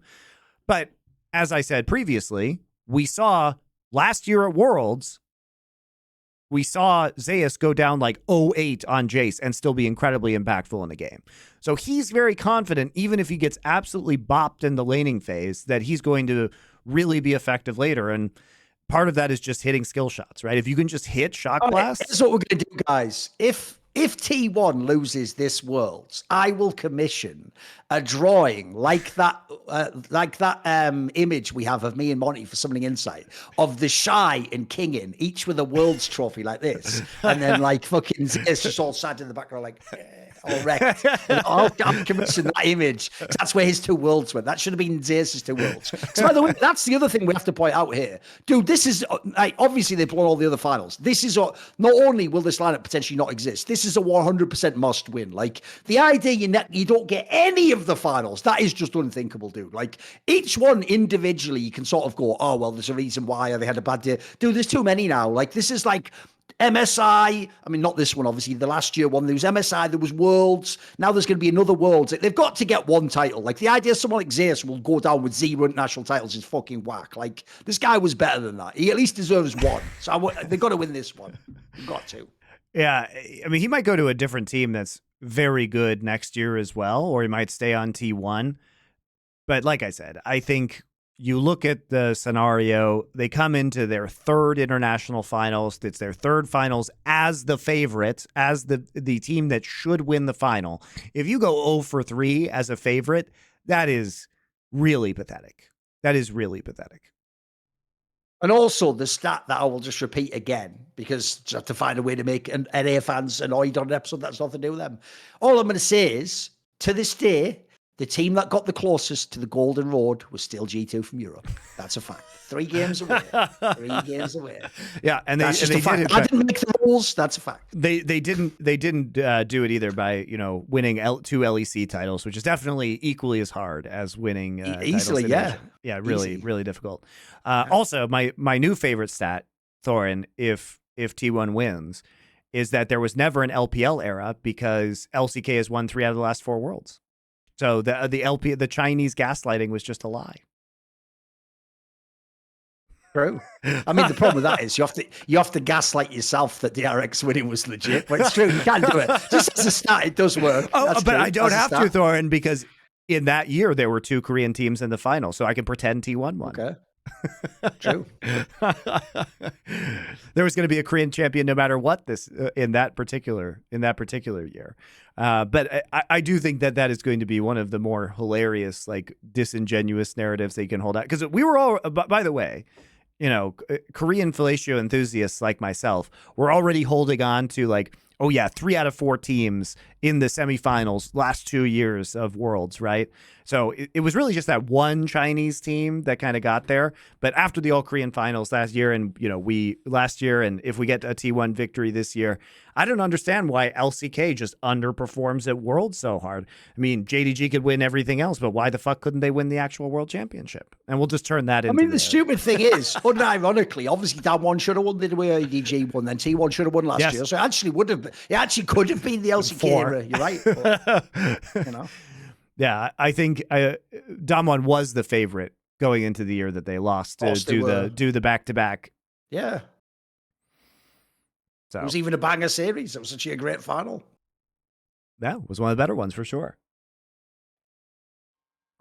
The only thing is, though, the other reason, by the way, why you got to have like a lower bracket at this tournament is there's not enough meat. I mean, some of these series are even 5 games, and it feels like we actually haven't had that many games, Monty. Like, not just the amount of days you're waiting, but like you don't actually get that many matches. Like, this is why when you get a match like NRG Weibo, it fucking sucks, because like it wasn't that tantalizing anyway, like on the menu, as it were. And then in the server, it was nothing. Like, it was just a waste of a fucking game. By the way, same thing for the LNG SKT series. That was kind of shit too. That was also just a non-starter. Like, that's the thing I also hate is like, the reason Double Lim's good is also because there's more games, you get a better chance there's more good games. Obviously, like you get 3 or 4 extra cracks at it, and then there's the different matchups. Like, another thing that ruined some of these games is like, if you put LNG against almost any other opponent, I bet that's a better series. That just clearly turned out to be a nightmare matchup for them. It didn't work in any context. I don't know. Tarzan was playing so bad. It's hard to say. I think KT would have beaten them in that shape. I'm pretty confident Gen G might have been able to beat them in that shape as well. I think when it comes to the format, one of played NRG technically, so every single team can say they could have made semis here except NRG. One of the factors that we have to consider is that it's actually possible to play even fewer games if you're the best team at Worlds now than it was previously, because you had a minimum of 6 games in the group stage before. Now you can get out of Swiss only playing 4 games like Gen G did. And if you go 3-0, 3-0, 3-0, you're playing 13 games. You used to have to at least play 15 games at the World Championship in order to win, even if you were completely flawless in your entire bracket. I'm generally not a fan of formats that just encourage the best teams to play. You just get to see fewer good games, and changing the bracket to double elimination wouldn't change that factor, because if you were the best team, you could actually still, you can still just play the 13 games, but it just feels a little bit more definitive in that case, because somebody had to fight their way up from the losers bracket through additional best of 5s in order to beat you. But yeah, I mean, that basically just happened at TI, if people don't know. The team that won TI just basically stopped the whole tournament almost. They had like only a couple of series where they even lost games. But because there's a lower bracket, it's not like it just feels like the whole tournament's over. Someone still has to come and meet them and have the epic journey. Yeah, and as by the way, you say, aside, I also can't believe as well, when I think back now, that imagine telling someone fucking Bard will be like the main pick that influences a semi-final of 2023 Worlds. That's pretty crazy. I said this on my stream today, Thorin. It was sick, but it's pretty wild, isn't it? It was a great pick. It was a great pick. We've seen Bard at other points in this tournament, so it wasn't like last year where like it was like the surprise Game 5 Bard. It has been fringe on the meta. But I said this on my stream today. I don't think Keria plays Bard in this series if he didn't lose in Game 5 to Barrel's Bard last year. I think that game so ingrained into him the power of Bard in high-level competition. Because the thing about Bard, and I went over this at length during my VOD review, is that he warps the fabric of the game in very weird ways. He does things like decrease herald value because you can just ult your turret and they don't get anything from it. Walls don't matter anymore because you can go through any wall, which leads to much more effective objective control, much bigger pick potential. He also sets up free crowd control engages. So if you have a rel, like we saw, it can be completely free for you to set up massive rel CC or massive Orianna CC, massive Azir CC. So it really forces teams to play in a very weird fashion. And as we saw from the two games in which he played Bard against JDG, they didn't really know how to deal with it. They super struggled a lot of the time. They were not prepared for, like, in game 1 for Keria to hit 6 early before their Alistair did and then show up and, trigger this huge rel engage on the first herald of the game, which ultimately was the start of the snowball that caused T1 to win. They weren't necessarily prepared for how easy it was for T1 to move around the map when they got their second Bard, onto the Rift. So this was a series where I think the Bard pick was very potent. It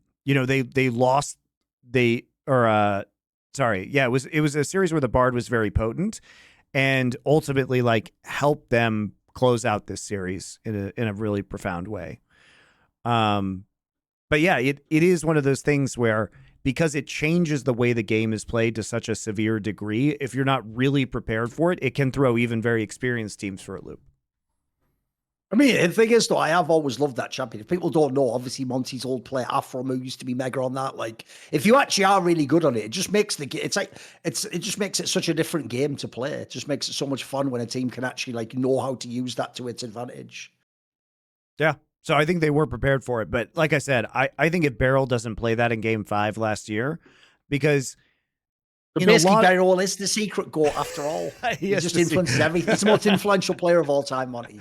He's the shadow master. Lord Beryl. He's the puppet master in the shadows. Basically, Beryl was like Palpatine the whole time behind the entire universe of League that we didn't know about. To be fair, he looked like he by the time we got to the end of Worlds last year, he did look like he had the mechanics of Emperor Palpatine in Return of the Jedi. So I can believe that. Really, the most decrepit version of Palpatine. That's what Beryl's hands look like in that. Still rules the universe, though, didn't he? Still did win those 2 worlds. Still did win worlds with 2 different teams. It's so. And was in 3 consecutive finals. It's such a terrible. Gross, I hate it. I hate it. He's the only player, I think, to win worlds with 2 different teams. In fact, he's the only player in League of Legends. Oh, the Shy and Chris both have a chance now. They have a chance, yeah. They do have a chance, indeed. Not a great chance, but they've got a chance. Oh, man.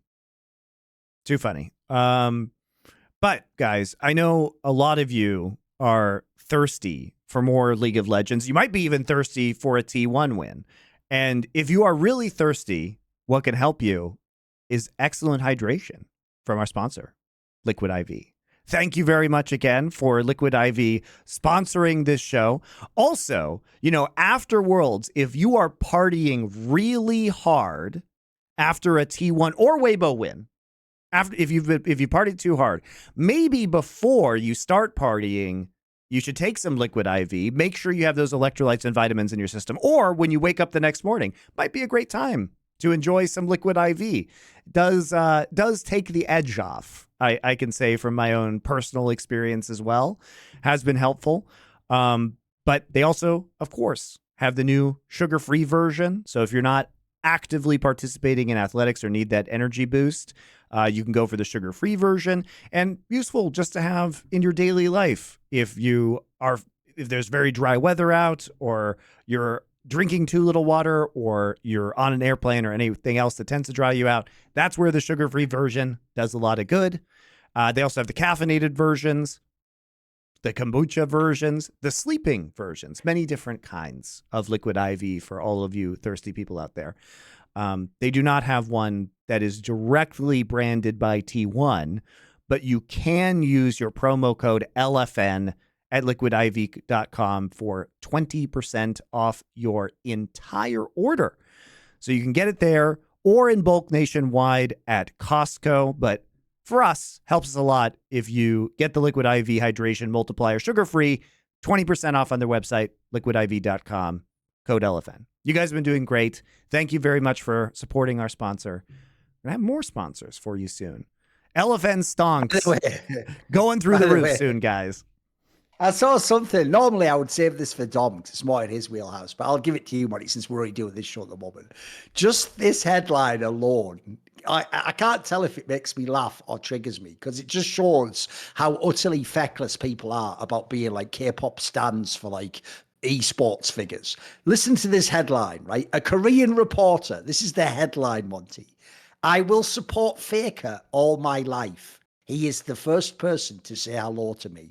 Now, obviously, when you read the expanded thing, they mean he like went to like an esports arena, you know, and Faker said hello. But just the way that phrase, that sounds like what every like lunatic T1 fan would say. Like, I love Faker. He was the first person to ever acknowledge I exist. Like, why does every story sound like that one from the Bible, Monty, of that woman who sneaks up and she gets up to Jesus and she just grabs onto the edge of the hem of his garment. And in doing so, right, power flows from him and heals her. She has like leprosy or something bad, right? And then famously he turns around like, who touched me?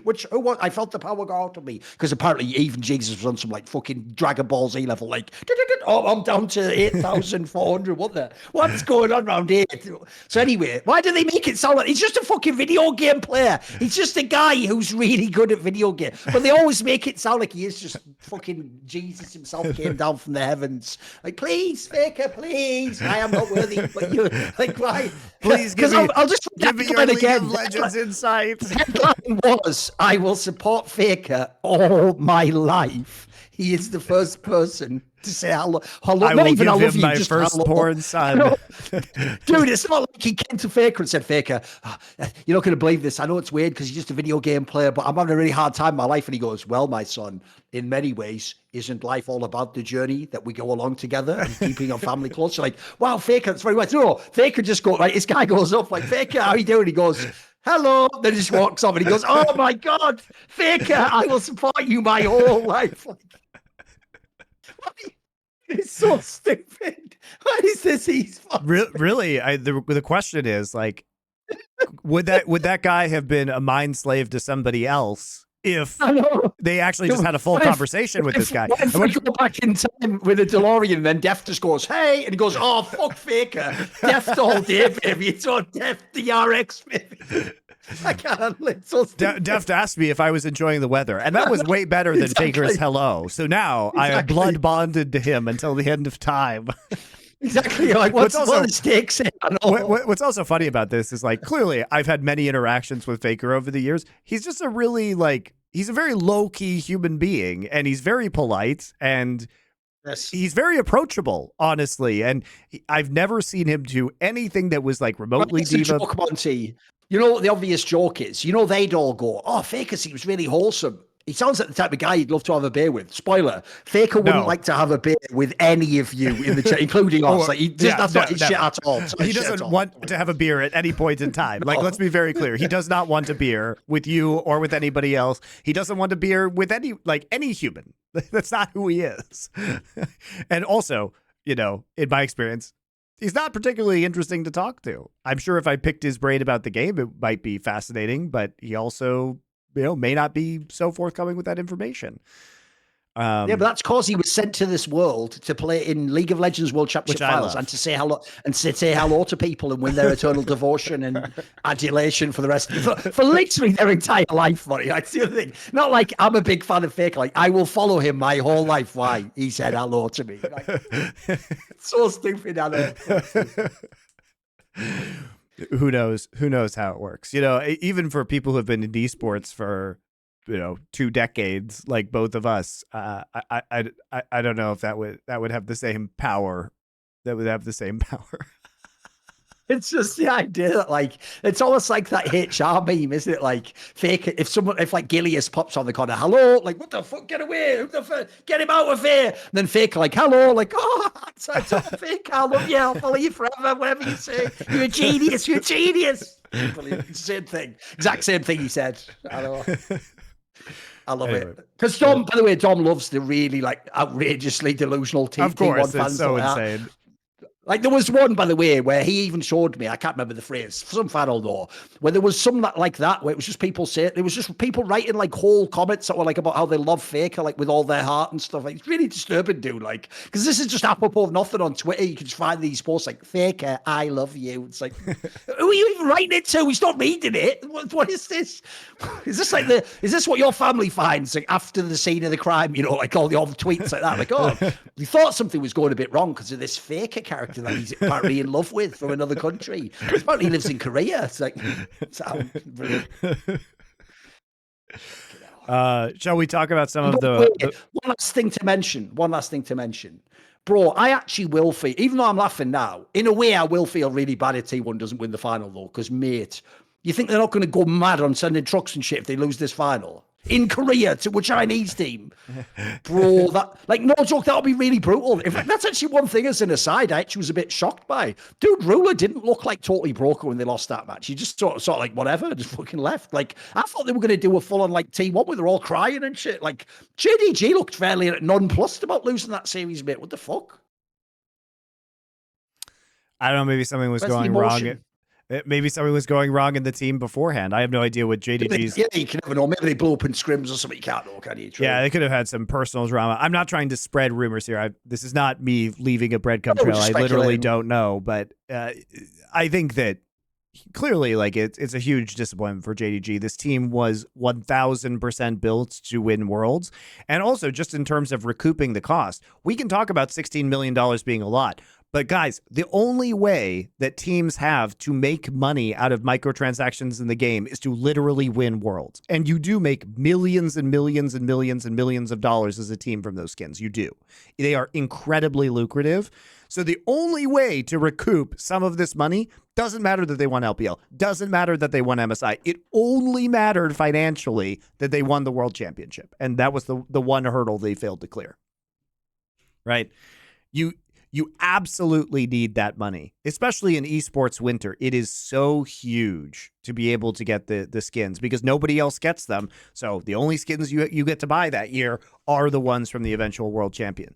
Like as much as we meme on DRX probably made out like bandits this year. They didn't pay much to win worlds. They got the world skins and then they went for a budget roster. They probably are like making fucking crazy bank right now. Motherfucker. Yeah, true. Crazy ridiculous, isn't it? Yeah.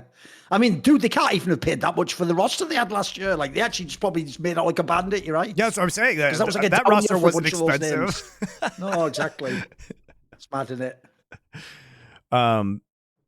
So, yeah. We should talk about some of the roster moves that are happening in the West, particularly like the G2 reunion that seems to be happening on Heretics, which is quite strange, with Perks, Yankos, and Wonder kind of getting the band back together, it would appear, under Peter Dunn's leadership. Feels weird that all of these players would be available. I thought Wonder might go to Cloud9, I think, but a lot of the European players are not seeing the big paycheck opportunities that they did previously in their careers, and so I think staying in Europe is a more attractive option.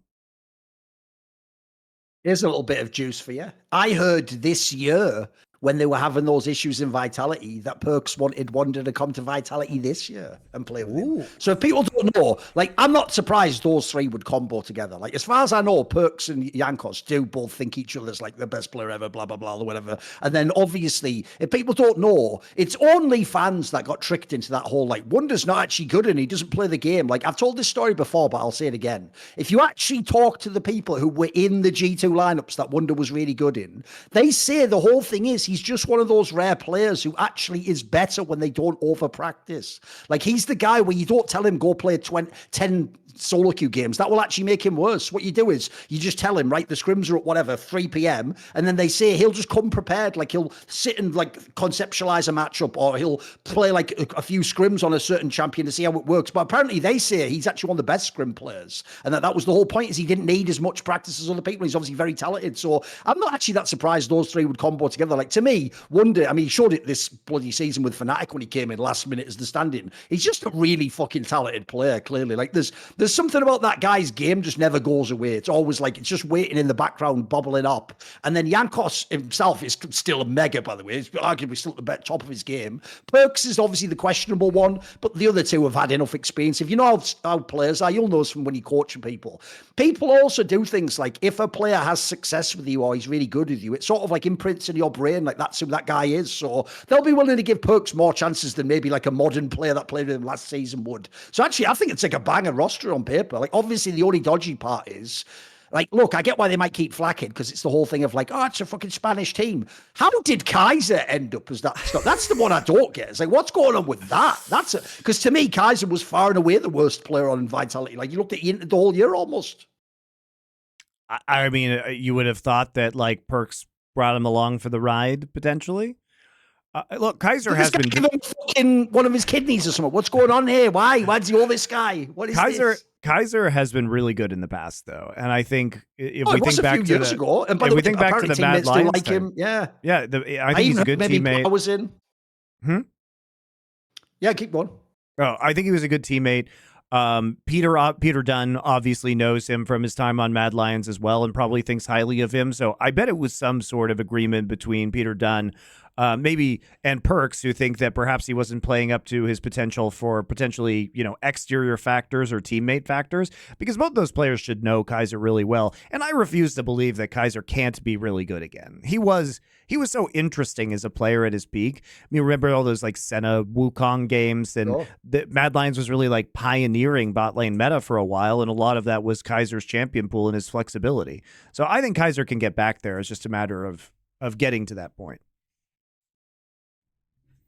I'm definitely interested to see the three G2 players to get together again, though, because that's another thing I actually did think was whack about people being like, lol, look how shit LEC is. It's like, yeah, because if at the beginning of the year, if you'd asked me to make a list of the top 15 players, like, didn't like fucking like 3 of them get to Worlds or something? We were talking about like most of them all failed on like XL and Vitality and all those teams, didn't they? Like fucking Larson, where was he? Off in prison in Koi. Like, I actually think Europe did like one of its worst jobs ever sending a top set of teams. So even though in this offseason I've seen some mega sus ones already, and I have heard, as I've mentioned on Twitter, I have heard, unfortunately, the Spanish and French teams are massively pivoting to just national players for like cynical reasons. So I've heard there is a world where some really big names either don't get a team or end up on a team you wouldn't even think they could be. I mean, already I would just say this. Is no one else shocked by the news like Niski will play for SK Gaming? Like, in your brain, Niski's always supposed to be on a contender. Like, this is a guy who's been a Worlds a billion times now, but he's going to be on SK Gaming. Like, I think that this is going to be a weird fucking league. There's now the news, maybe Larson goes back to Koi. Like, maybe there's nowhere else to go. Well, then they're going to be like, whatever, Rogue or whatever the fuck they're going to rebrand as now, aren't they? So we'll see on that one. Yeah, even like BDS kicking Crownie, and Crownie had the biggest peak of any of their players this year. I think if you go back to the split, that they were 1 game away from winning in spring, and he was really hard carrying this roster. He really has gotten the short end of the stick, it feels like, unfairly multiple times in his career, and he's certainly an LEC capable player. I think you'd have to be delusional, even if he didn't have the greatest Worlds run, and I don't think he did. Like, I think he kind of played bad. Especially because who's coming in? That's the question always on a move like that, right? It's like, who are you replacing them with? Like, it's they're not the ones who are getting upset. That's Carmine Corpus. Like, so, and Kazi apparently is just out in the wilderness. Like, what's going on? That's the thing I don't get, Monty. It's one thing, like, if you want to replace Crownie, but you have literally got like a better player or historically better player, okay, fair enough. If you've got no one, like, who the fuck is it going to be? Just some fucking nobody. Yeah. It also feels weird that Mad Lions is just, I think a lot of teams, this is the new delusion. This is my theory, Thorin. The new delusion is you saw Carmine Corp's success in the amateur regions of Europe, and you see the amount of local fan base that you have, and Mad Lions just wants a piece of that now. They're a very cynically run team. And they're kind of in trouble, guys. Like, this is a team that has been struggling across multiple esports because, remember, they've got Overwatch League that's folding. They put a bunch of money into the Toronto team in Overwatch. They also own Mad Lions. They had to purchase that spot from Splice, and they had to purchase the branding. They own the Call of Duty team in Toronto as well. They had a pretty mediocre run as a Counter-Strike team. They haven't really hit it outside of Mad Lions. And if you see Carmine Corp's success and you think you can do the same thing in Spain, well, I guess El Yoya just gets the coup. He executes the coup on the team. You just become a Spanish roster. It is wild to me that they would kick out Mac. Like, I thought losing Peter Dunn was bad, but Mac was one of the primary architects of this team and by all means a very good coach. And especially, I think it was especially dirty what they did to him because he doesn't go to Worlds because he's literally having his wife is having their child. And then they kick him out right as this is occurring. They're like, oh, no, you don't have to go to Worlds. By the way, you don't have a job anymore. Like, just feels bad.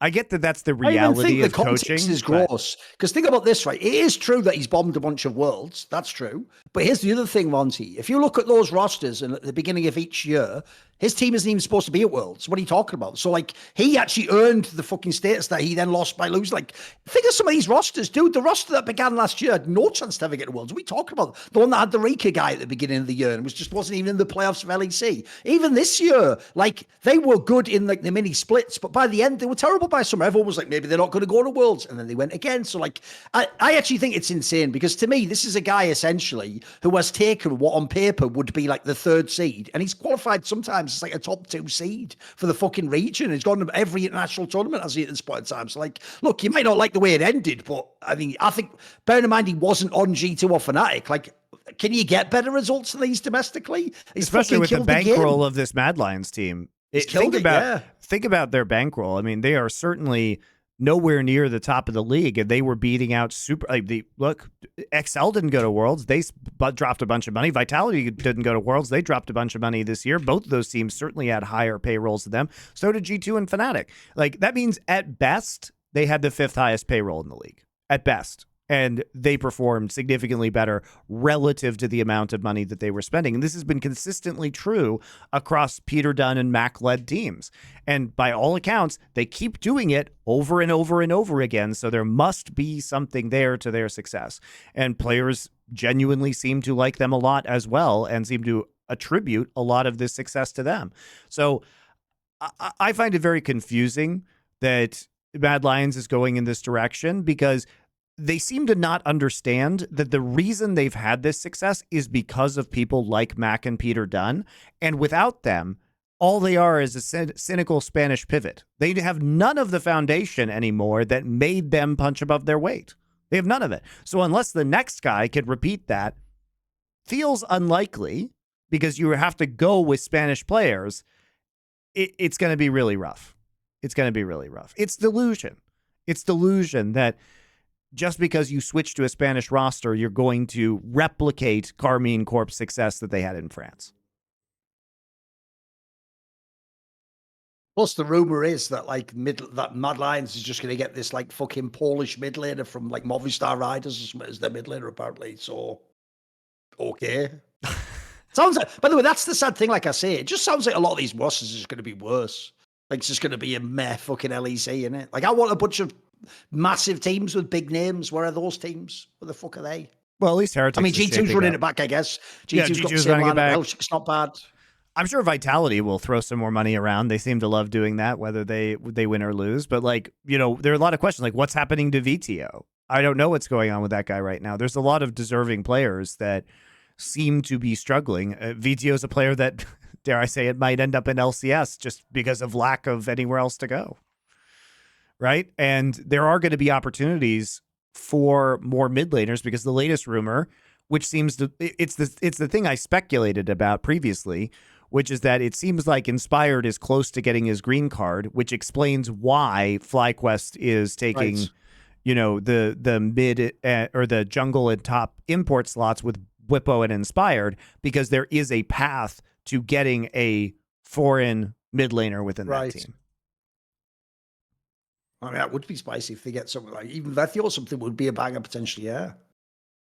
Now, you can never predict exactly when those green cards are going to show up, and perhaps it's not until the summer split.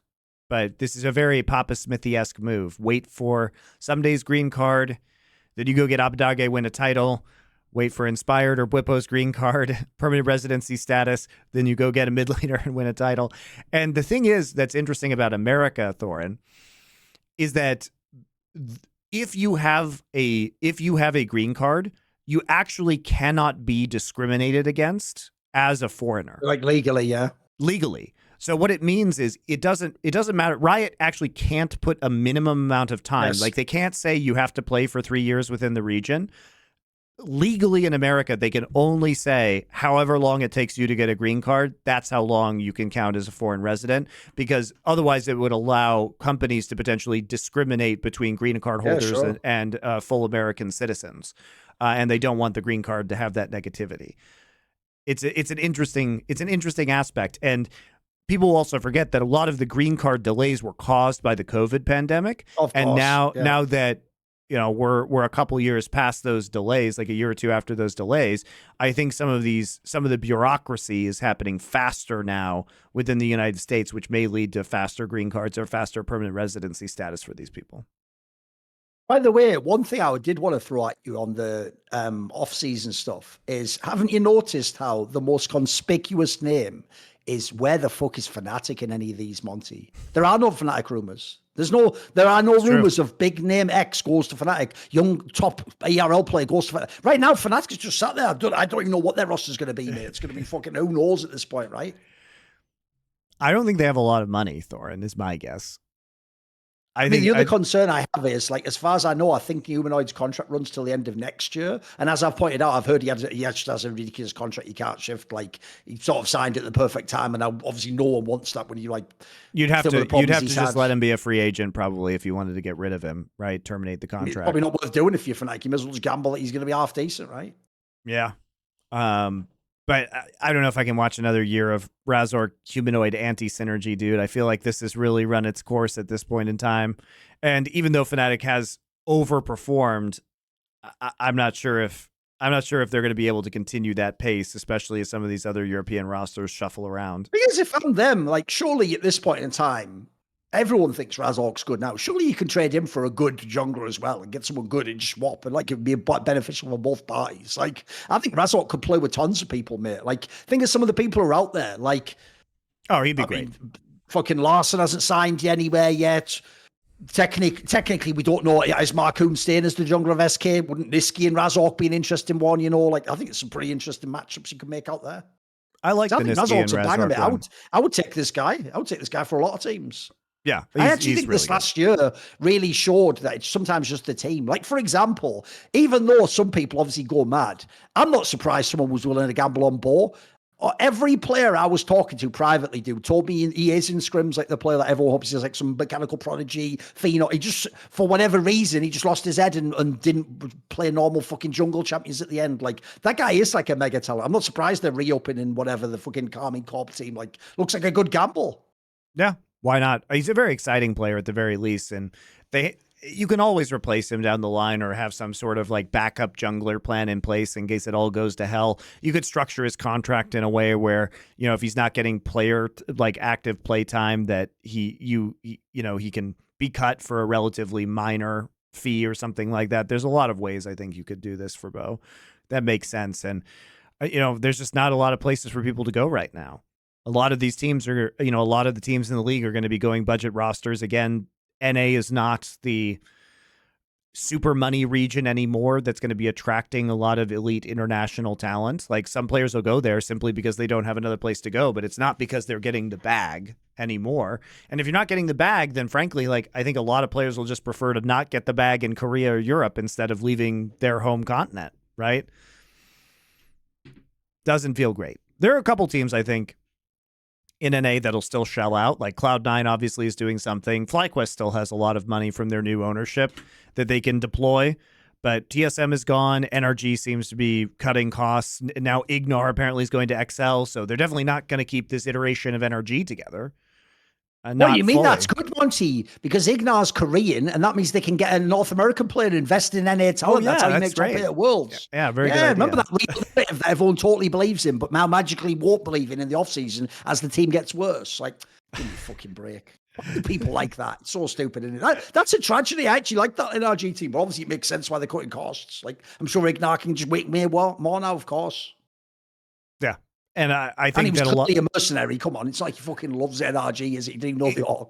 It's not like, it's not like NRG is going to come in and overpay massively. That's why they paid $0 for that CLG slots, and they kind of like traded equity within the company for it. They are here to make a sustainable business. And until the people you have to blame are Riot, guys. Riot's the one that's not letting them have any microtransaction money in the game. Riot's the one who's incapable of getting media rights deals done. And so why are the teams getting punished when Riot can't create revenue? Is it, a lot of Riot's responsibility for the declining viewership of the LCS. So run your team sustainably. Use the revenue sharing, the $2 million you get a year, run your team. That should be it. That should be it. The thing is, though, that also means, though, now it is on the GMs. Like, now if you have a great eye as a GM and you can make a team a la what NRG did end up with, then you could potentially do something. Like, one thing I want to ask you about is, what do you actually think about, because it looks like the Shopify Rebellion team that's bought TSM. Doesn't look like they're going crazy with the fucking money either, does it? It looks like a fairly, like, just cheapo roster. Like, not bad players, but just all right players, basically. Yeah, I think because every idiot still thinks it's like they're coming in, they're buying a big team. It's like no one does that almost. There's almost no one does that, guys. Come on. Yeah, and TSM was actually, we know that they were just in the budget mode towards the end. Like they were probably making a profit off of the revenue sharing. Shopify Rebellion comes in, they spend what, 10 million or whatever. TSM just didn't actually make any profit off of the sale of their slot whatsoever, and indeed lost a lot in terms of operational expenses. But there's no reason to come into this space and just blow out the market, especially because Shopify Rebellion is very well diversified across a variety of esports right now. They have a lot of famous StarCraft players. They have a good Dota team, right? There's no reason for them, like this is a good asset for them to have, but they don't have to, they understand they're probably not going to be the best in the world, because they're competing in other games in which they could have the best in the world, and they're never going to win worlds from LCS. That's just literally impossible because of the level of competition. So what's the point in spending big? Try and develop your fan base, try and develop your brand. And it's, at the end of the day, kind of a fun toy for the CEO who's just an esports fan. He's an avid esports fan, starting with StarCraft 2, as many people know. Makes sense that they're not going to, go crazy at first, especially because, as far as I know, they don't have anybody in the organization who really knows League of Legends. If you splash out and spend a bunch of money when you don't exactly know the ins and outs of how to GM a League of Legends team, you're probably going to set yourself up for failure right at the gate. I think taking it slow is the right way to go. If someone could just go back in a time machine to about 2015 and then deliver what Monty just said to all the owners there, then LCS will be fine. All work out. Turns out, believe it or not, Monty, the second you just come into the game and you don't know the space, it's a bit like gambling. If you're going to go and play poker, probably wait till you've learned like the rules of poker before spending all your bankroll. But of course, everyone did the opposite in LCS. They actually did come in and just go, what the hell? Just pay him 3 times more. This is easy, getting all the best players. This is easy. And then they're like, can I have another 30 million? And they were like, sure. And then eventually they were like, definitely not. Like, where's my 30 mil?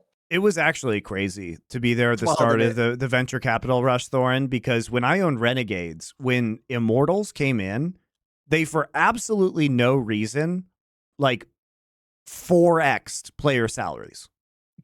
There's no reason to do it, by the way. They were like beating the market for no reason, right? They could have just made the better offer. Maybe Noah Winston was doing that JFK angle, though. He was like, a lot of people, Monty, ask why. I ask, why not? And he's just spending the money for no reason whatsoever. I know it's mental, isn't it? But it was so weird to be part of the league at this time, because you think you have this budget, and then all of a sudden Immortals comes in and they're just like, but what if we played the players 4 times that? And you're like, why are you doing that? Stop doing that right now. You could just pay a little And bit more. simultaneously, we're like, you know what? I think everyone in the industry should just go public with their salaries and just say what everyone's making. I think it'd be better for the industry as a whole while they were doing that at the same time, just because then everyone would look like a dickhead, wouldn't they, compared to them? Although the joke is they actually looked like the dickhead if you knew the industry. But yeah, whatever. Who knew that the good times couldn't roll forever, Monty, and that we could just...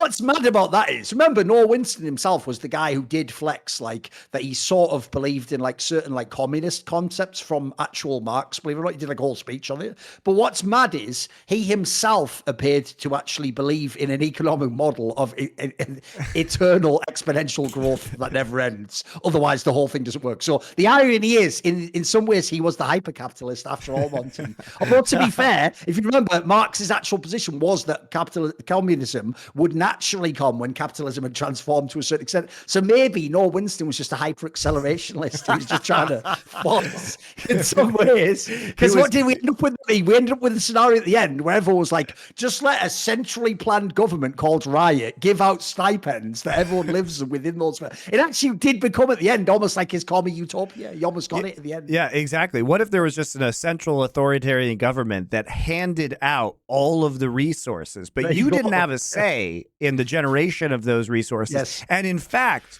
you were bound by the laws of society in order to simply just obey them, and you couldn't actually affect any of the outcome or decision making and had to wait in line for your loaf of bread, as it were. And there was no negotiating with them either because they were all powerful.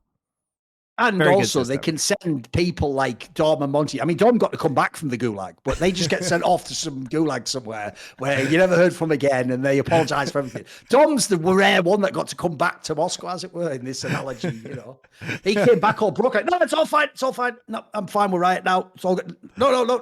Nails. I'd never paint nails any color, whatever. Like, bloody hell, fucking. That's still the maddest shit ever. That's what he got banned for. Of all the things he's ever done and said, the idea that like the nail painting comment was the one that was the straw that broke the camel's back. I can't handle it. It's so stupid, isn't it? It's so stupid. I just can't even imagine being in that conversation. I know. I will dominate. This was too far. And he's just like, what? This one? Really? So mental. It's like the Loco Doco incident. Why then? Where the lines Riot draws are truly puzzling. Oh, by the way, guys, I know he did lie and promise you all that he'd do it, but spoiler, now you know what it's like to know Loco. Loco will never come forward and tell us what really happened with that story. Like, he's just going to let it lie because that's who he is. He's just the guy who lets it lie, and he's just going to move on with... Sadly, Monty, like a real immature loser, he's just going to move on with his life and not worry about this petty grievance till the end of all time and finally get his glorious revenge, as I would 5 years later. But sadly, he's just going to go on with his life, fucking loser. I know. Yeah, exactly. Not all of us can just waste our lives constantly reminding the populace of the grievances we have suffered at the hands of a... Wait, let me check my notes here. Hold on. Video game company.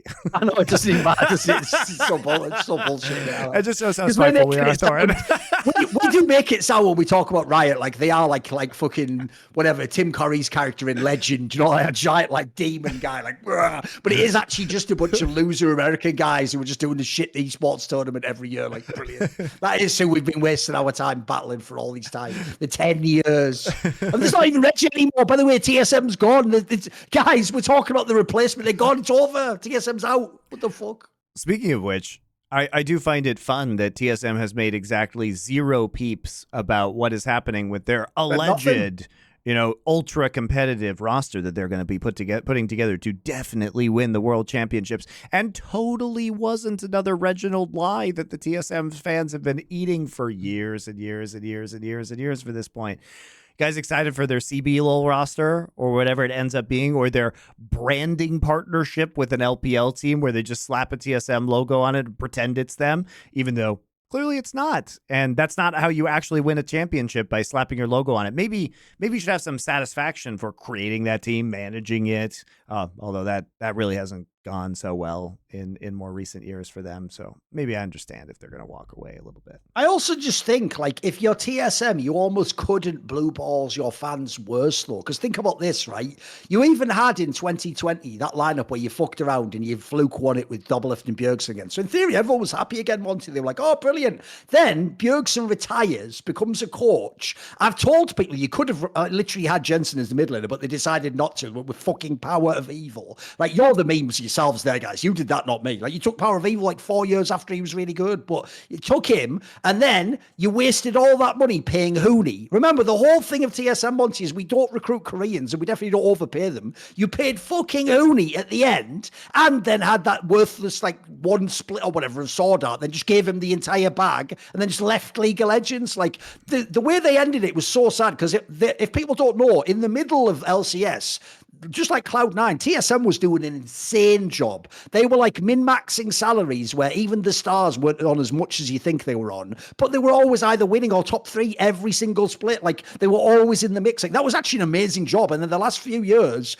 was like a bad version of decadence where you didn't even get anything good for it. You just overpaid for like a year of Oni and a fucking PoE to replace Bjergsen. You get the Sword Art one, blow that one, and then by the end, it's like you even do like moves I told you to do 7 years ago. Like, get that Maple guy. It's like you hear that echo. It's like Reginald's waking up from Maple. Get Maple. It's like, that was 7 years ago I said that. Like, just get him at the end when he's all right. Like, what a fucking shit way to leave LCS, guys. Like, they genuinely just burned like the last 3 years or something. They just did almost nothing with it. What the fuck? I also think it's funny that they paid Sword Art far more money than they ever paid Bjergsen in total for all of Bjergsen's years on the team, and not like by a order of magnitude, guys. Like, yes.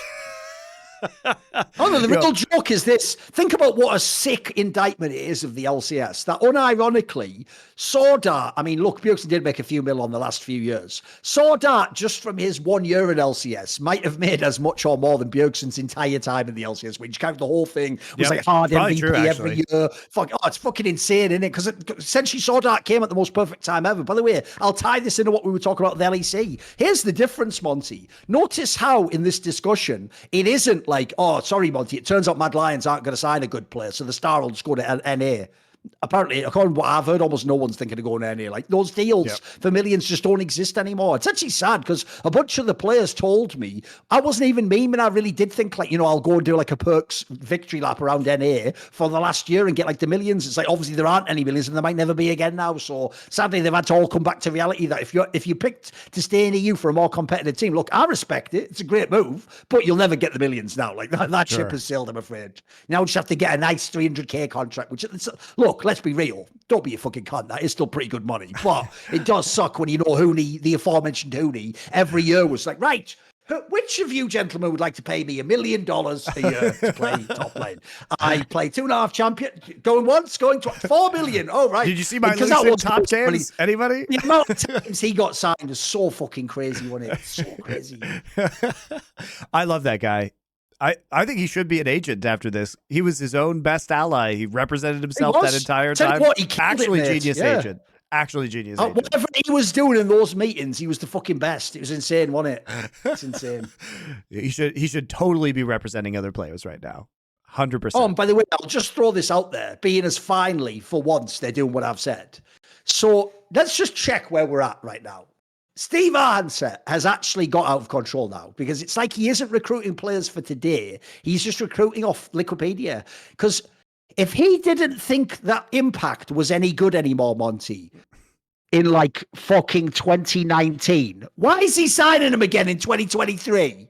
4 years later, like, what is this? Like, I think Impact's like got the craziest longevity ever, and you never should ever kick him. But why do these teams kick him and then go, wait a minute, what the hell? I should get Impact. We used to have him, sir. So we had him all those years ago. I probably wanted to sign again, and we just let him go for no reason. Why is every single team in NA doesn't care about this guy? It's mental. I'm actually surprised Cloud9 didn't get him back too. I think both Cloud9. I think Cloud9 could use a little impact with this new roster for sure. Especially since he's played with JoJo before. He's played with JoJo before now on EG. He's unironically still one of the best players you can sign in the LCS. Like, yeah, well, this year wasn't that great, but he'll have a bounce back. Who gives a fuck about that? He's mastered being It's just a person who knows obviously how to make his own game peak. Yes. Which is And underrated, he's actually, I also think. just incredibly reliable. And if you need a weak side player, which Cloud9 absolutely does with Jojo Pian and Berserker and Blabber on this team, that's the kind of guy you go for. Yeah, I think it would make a lot of sense. But he's back on Team Liquid now. The number of teams that have just let Impact go is pretty fucking funny. By the way, I have a real question, but obviously, in theory, I guess Jack's the person I should ask, which is, what is the deal with the Fudge guy? I don't get it. I genuinely don't like, I get the idea people like his personality. I get the idea people might think he's a friendly teammate. I've always thought he's a bit of an overrated player. Like, I understand the angle that he had, like, it doesn't count as an import. Like, okay, that's a plus. But it doesn't matter now. I just don't get it anymore, man. Like, what's the point? It doesn't matter on this iteration of Cloud9's roster because the only import player that they have right now is Blabber. Berserker. Or Berserker. Sorry, it's Berserker. That's what I meant. I knew you meant that. Yeah. So, like, if they're going to get Jojo Pian, Blabber, and Vulcan, then it doesn't, like, they have an open import slot. So it doesn't really matter Fudge's status. I honestly think the answer is this, Thorin.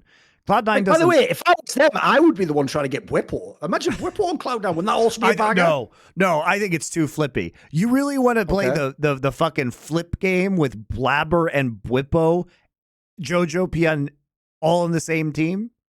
That seems insane to me. Like the Blabber Whippo combo, either like here's the mean stomps. At least I can actually win the flip. With Fudge, I just start with like whatever the opposite of what I wanted was. And say, I picked tails, he goes heads. So I've lost anyway. Clearly, you're dealing with a high ceiling there, but also the floor would be kind of disastrous. I would rather have Wonder on that lineup. All reliable, right? Veteran presence. Whippo is too much variance for me. I couldn't stomach that. And I honestly think, though, Thorin, that what happened is Cloud9 doesn't want to pay money for an import top laner. I think they're just like, we have Fudge. Fudge is good enough. The rest of we've seriously upgraded our, like, I think it makes sense. Look at it this way. You upgraded at support. You seriously upgraded at mid lane. This was a team that was winning titles and making it to finals with their mid lane in flux for the past 3 splits. Because remember, Jensen wasn't even good in summer of last year. So with these upgrades, isn't Fudge good enough to win a title? I mean, this team has been massively upgraded. I think this team looks really good.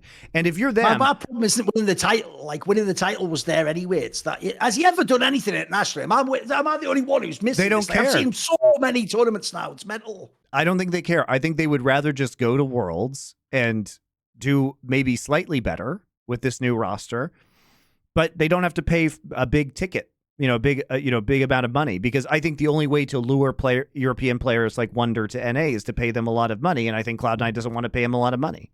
So it's good enough. It's good enough for North America. It's good enough to make Worlds. Hard to believe that this wouldn't be a top 4 team come summer of next year. Really hard to believe. It's a shame they didn't get a different top player, though. Could have been a mega. Actually, could have been a mega roster. Yeah, like I said, Wonder right there. Impact would have been interesting, but very, very much cheaper. Very much cheaper to have Fudge on this roster, I think. All right, you want to do some viewer questions? We are going to take a quick break, guys, and when we get back, we will do viewer questions for you. Right, it's time for the viewer questions segment, which are sourced from people who are subscribed to our Discord, which is one of the best ways you can help support us. And obviously the perk is you can potentially get a question answered for you. So what you do is go to the Discord, Last Free Nation Discord, subscribe there. We have a channel where you can put your questions, and then Monty picks the best and or worst. Asks me them. And all of them, a lot of the time. You guys have been at the forefront regarding the discussion of esports winter. Was it a term you came up with, or do you know what the origin of it was? I think it's pretty logical. I believe I think Richard himself even says he doesn't remember if he actually coined it or if someone else had said it and he heard it. But Richard was the first one I heard say it. It wasn't me. I'll put it that way. But it does seem like a logical term to use. So I actually don't know where it came from, but it had been applied to a bunch of other things already, like crypto winter, for example. It had been applied to a bunch of other industries. Of an economic winter anyway. It's a pretty famous one anyway. That terminology was already used in the past. I think it's pretty common. So I don't think anybody, it was probably a bunch of people simultaneously coming up with it. Yes. As I understand it, context, as I understand it, as an athlete in combat sports, your ability to cut weight gives you a massive advantage. A lot of cutting weight revolves around almost starvation level diets, tons of time in the sauna. It's mostly cutting water weight, but yeah. Why is it that at the highest level organizations like the IBA, UFC, IOC, etc., can't have a system in place to independently verify the elite athlete's weight during the year? Well, it depends on the actual martial art, because like one championship doesn't do cut weight, like weight cuts. So it just depends on the promotion, I believe. It would negate the need for cutting weight as a skill and have more focus on just competing at top form with top nutrition. The other thing, though, is like you do want to have some standard, because you have to have weight classes for obvious reasons. Like you can't just let anybody fight anybody. That's not how combat sports work in a fair environment. But not all of them require the really severe weight cutting. The problem with this topic is it's a very famous abstract discussion people have specifically in mixed martial arts, because obviously if somehow you could have a utopia where everyone agreed to fight at their normal weight and nobody did weight cutting, then yes, it would be better for everyone. Because think logically, instead of us all cutting down, if we all just stay what we're at now, but we all fight at that weight, then none of us have any downside and we all just get to see how good we are at fighting. The problem with that is, like most systems you're going to find in the world in general, any loophole / any room for corruption will eventually become the entire thing. So the real problem with this is, the reason it doesn't work is, for example, notice how in this scenario, what he tried to do is he thought laterally, well, part of the problem obviously is that they do cut weight around the time of the the weigh-ins. So what I should do is I should find a way to weigh them throughout the rest of the year. I can tell you immediately, that's the same concept as trying to catch people for drugs or random testing. They will find ways around it. Like what would happen for real? John Jones did this. John Jones once hid under a ring in a gym so that he couldn't be piss tested for the drugs by I don't know if it's USADA at the time, but like one of those drug testing agencies. Essentially, they came to his gym and the rule of the UFC was if they come, you're not allowed to decline them. So he just hid and they just couldn't find him. And they're like, where is he? And apparently he was just hiding under the ring the whole time, because apparently it's implied he would have had steroid anabolics or whatever. So, guys, like some spoiler, fucking tiny all these people use that shit. All of course, but my point I'm making is, if people are going to do that over just occasional being checked for that, the problem here is you wouldn't be able to go on a random day and test what their weight was. They would actually even do shit like weight cut on those days, or whatever the loophole is, they would all try and do it. Because unfortunately, this is the saddest thing of all, Monty. It actually makes way more sense to cheat in this sport than any other sport. If you cheat in basketball, you're just a cunt. It's throwing a ball through a net. It's even supposed to be a no-contact sport. This sport is by definition not only contact, the guy's trying to punch your fucking lights out. I can at least understand why in this sport you want to get an edge, you want to cheat, you want to do anything possible to get a physical edge. Unfortunately, I think human nature just means there's not really a way around it. Because I agree with the abstract. I do think, I've often thought to myself, it is stupid that essentially 20% of the sport is just how good at you at starving yourself / cutting water weights. But that is just like every other sport. That's just part of the meta. That's like the UFC's equivalent of, I don't know, watching film before the NFL game, I guess. You can not do it, but you're going to struggle if you don't. The person who does do it gets an edge, Yeah, I do find it hilarious, though, that people think that even with all the modern, breakthroughs in training and nutrition and everything like that, that people think people naturally are capable of looking like some of these guys. Have you seen Aaron Donald with his shirt off? Nobody fucking looks like that naturally. That's insane. They all just found different ways to kind of game the system, right? That's just how it is. It's the world of being a professional athlete. Everybody's doing it, and if you don't do it, then you fall behind. And I think part of this is also just the image. Also Hollywood, I think, has to some degree normalized that image, because obviously the Hollywood actors don't care about drug tests. And when you see the fucking Avengers, those guys are steroided up the shit, because it's not illegal. It's only prevented in sports. So when you see all of those Marvel heroes or superheroes or people in Hollywood, and then you see the professional athletes, it doesn't look that weird next to them, right? Also, you know, the other thing a lot of people don't know, Monty, is even when they do, like Chris Hemsworth do some job for Thor, you know, they specifically do literally weight cut themselves on the days where they do the washboard ab scenes. Like, like if people don't know, fitness models themselves weight cut before the shoots, because in that scenario, you can't actually be like having an awesome life and have the totally like 10% body fat. Like, you do that just for an extreme contest / sport shoot, and then you yourself rehydrate afterwards. Like, you can't really look like that normally. Like, that's I agree. It's here's the real problem they have, Monty. They actually think that's what some like Greek gladiator would look like, but you wouldn't really. Like, you wouldn't have that. You wouldn't have washboard abs. You wouldn't have that. You'd have a big muscular physique, if anything. You know? Yeah, exactly. You look like a fucking lumberjack. Like, washboard abs, by the way, are not practical, guys. You would much rather be some sort of you could be a 200 to 220 pound dude with washboard abs who's 6'3", or you could be a 6'3" guy who weighs 280 pounds and could absolutely wreck that 220 pound guy in an actual fight because you have 60 pounds on him. Just going to put that out there. So it's not practical. It's not practical weight, these things. Who are your picks for the Super Bowl? Are we destined for a Chiefs-Eagles rematch? I don't know. AFC is pretty tight right now. I will say I do think there's a very good chance of it. Like, I even remember watching. I mean, to be fair, they were the two best teams last season. I mean, the problem is the Chiefs just look like they can basically win any NFL game, and the Eagles is just really good, mate. Like I agree with that fucking take they have. Dude, who are these people complaining about them doing the fucking quarterback sneak? You do know, like, first of all, fucking Brady used to do that 24/7 whenever it was available, and it used to work a lot for them as well. Fucking Jimmy G guy did it all the time on the Niners. It's like they say, people just hate because it works. It actually just fucking works on their team, mate. I think the Eagles would be my pick, mate. I think they are mega. Also, I will say that the Ravens continue to get like better and better every week, and have had some really impressive wins recently where the Dolphins have fallen off. I think I would rather see the Dolphins or the Ravens. Like, obviously, I don't like the Chiefs because I'm a Broncos fan, but I would say the Ravens and the Dolphins or the Bills would be the most fun teams from the AFC.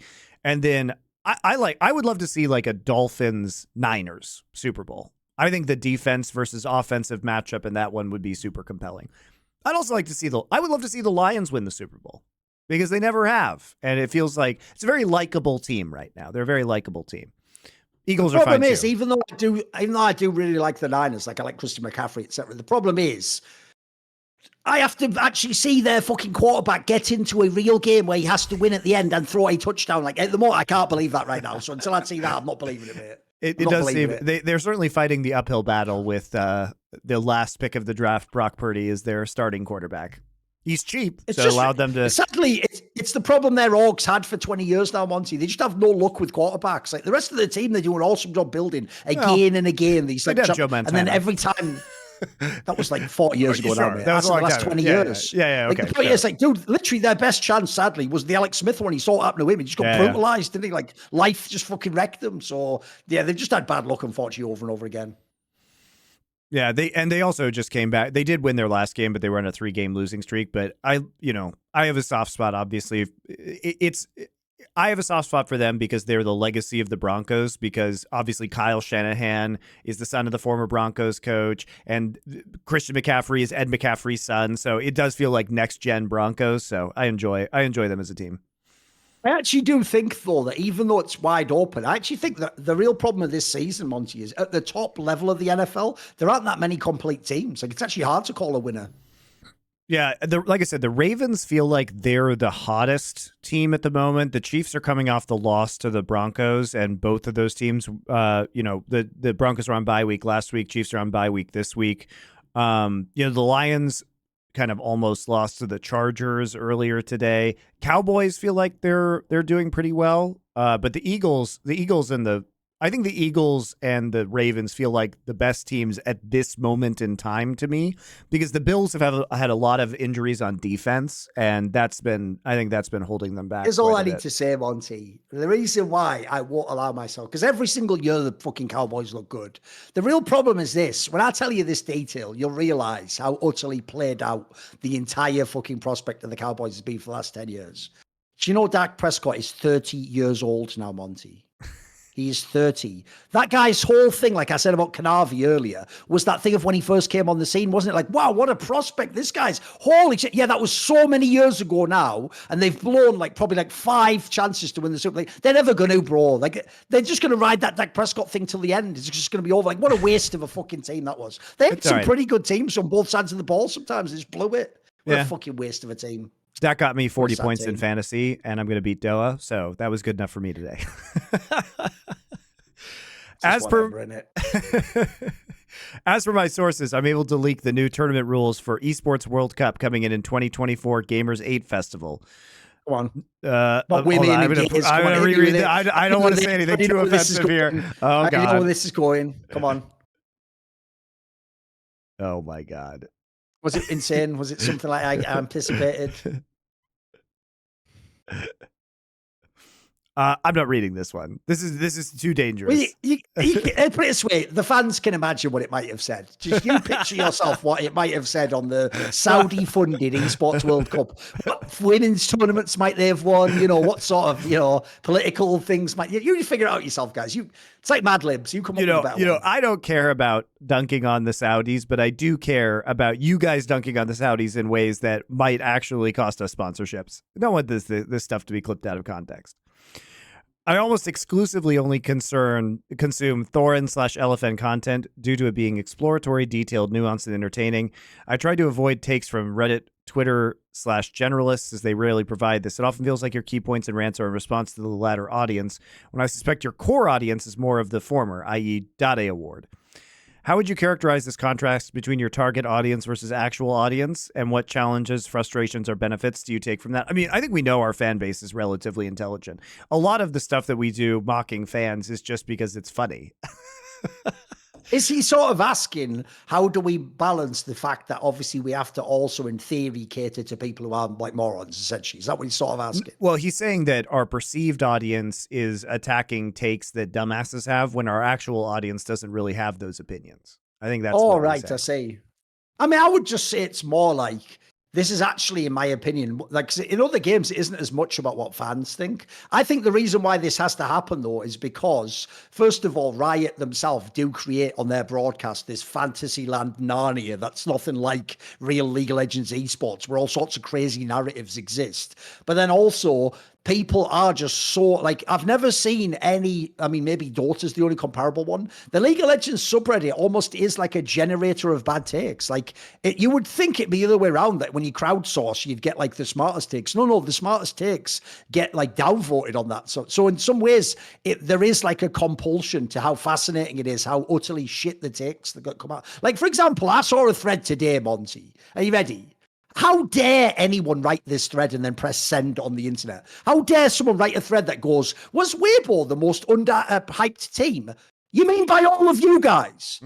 That's the whole point. They're underhyped because first of all, there is no objective reason at any point to have ever thought they'd come this far. And then secondly, you're exactly the guys who would have been banging on them 24/7. If some fan, like if I go back in a time machine now, Monty, and I go to the beginning of Worlds and type, hey, what if Weibo makes the final? The same guy who wrote that thread down votes it and goes, bloody idiot, what a waste of time this is. Like fucking guy doesn't know anything about League of Legends. And you do that, guy. Like, so what I don't get is, why do they themselves like dunk on their own? It's like you dunk it on yourself there. Like, the point is, if anything, here's the real question I would ask based on that. It isn't actually about Weibo. I would say this, like, because I think it's a pretty good question. Does Weibo's run imply something about the format? Like what some of the problems with seeding are, or how whether the fact that not having a lower bracket means you can have more variance? That's like a more interesting convo.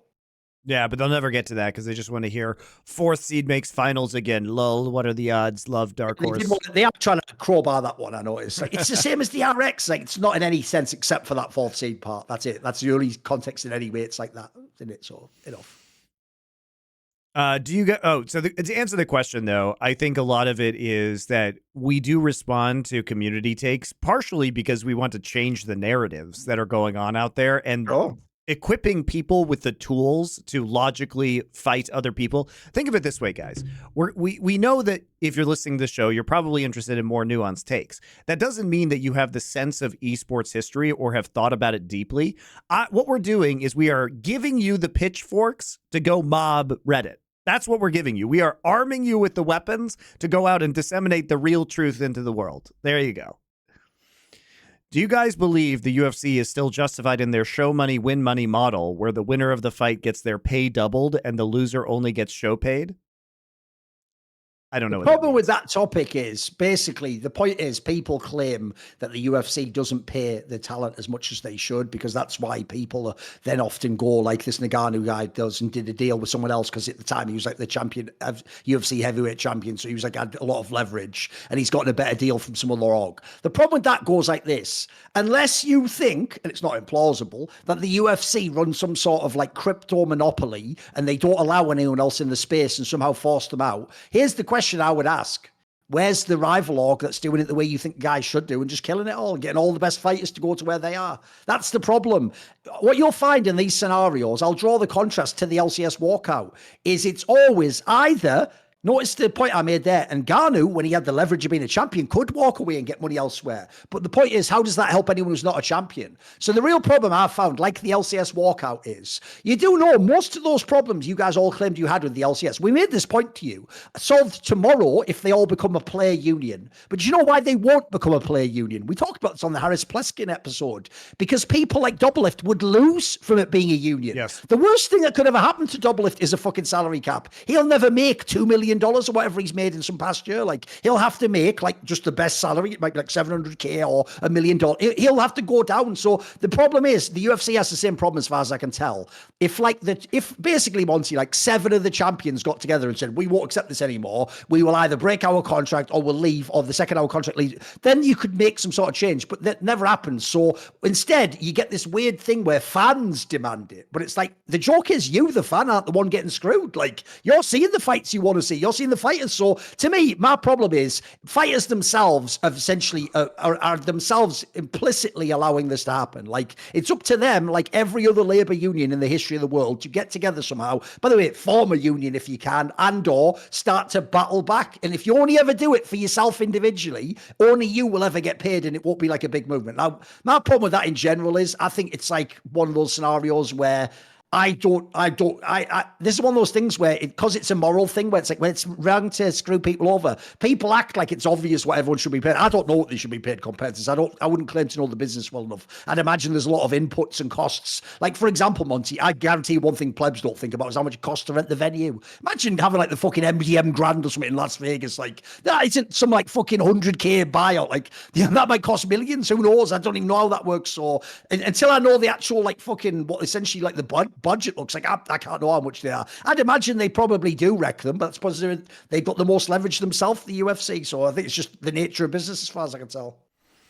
Yeah, I think we also have seen the same question could be leveraged at WWE, right? Which was famous for, allegedly underpaying talent. And now there are rival promotions that are starting to cut into their profits. So perhaps something will come for the UFC.